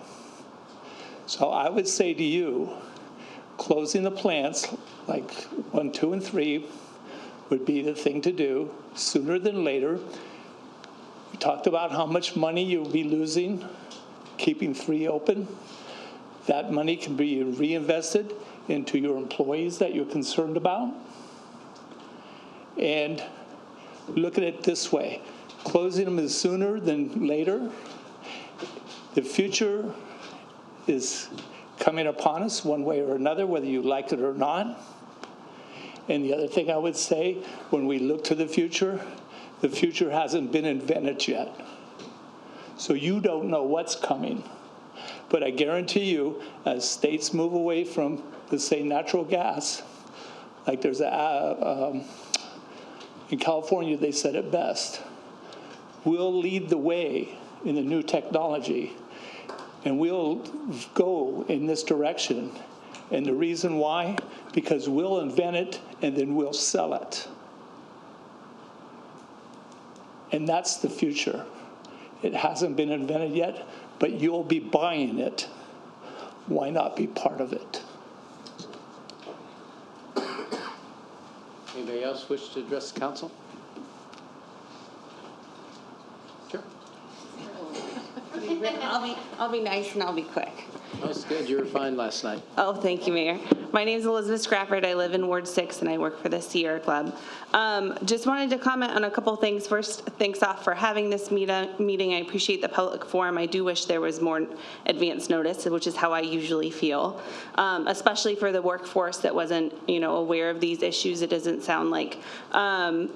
I wanted to address a couple issues, and I do just want to say for the workers, I'm very compassionate to the issue. I've talked a lot when I've come here before about my dad getting laid off in a non-union state as a welder on very short notice and the burden that's put on my family. And so I very much understand, my dad used to drive Domino's when he would get laid off, and that's not a job that pays well. And so I understand that burden, and I think you all have a very deep duty to do right by the workers. I also think you have a very deep duty to do right by the rest of the folks who live in Springfield and by our environment. This year, farmers weren't able to plant their crops here in Illinois because of climate change. And so this is a very real and emergent issue for many of us, for many young people. As Allie said, there's 11 years left to act on climate. Every day it feels a little bit more urgent to me. I wouldn't work for the Sierra Club if I didn't believe in the work that I do deep down in my heart, because I don't do anything unless I believe in it deep down in my heart. You might catch on, I'm a little bit passionate, as you witnessed last night with my exchange with Alderman Hanauer. But I did want to say, one of the things that's been very consistent in the conversations about the utility over the year, and the studies that go way, way back, has been a decline in the demand and a decline in the income coming into CWLP. So for folks saying we need to wait and look into the future, you've had years to study this, right? You've had years to study the finances of CWLP, and they have shown themselves to you. So I think the evidence is, unfortunately for some folks, pretty clear. So I think now is where the rubber hits the road and the decisions get tough, and I think you all know what you need to do. I had one other thing I wanted to say. Oh, I remember. Thank you to those of you who stayed. We sat and listened to 2 hours, and I think it was some good information. And I did notice a couple aldermen left right at the beginning of public comments, which is really unfortunate, because I would think that they would have the decency to sit here and listen to what we have to say after we listen to everything y'all have to say. Thank you. Thank you.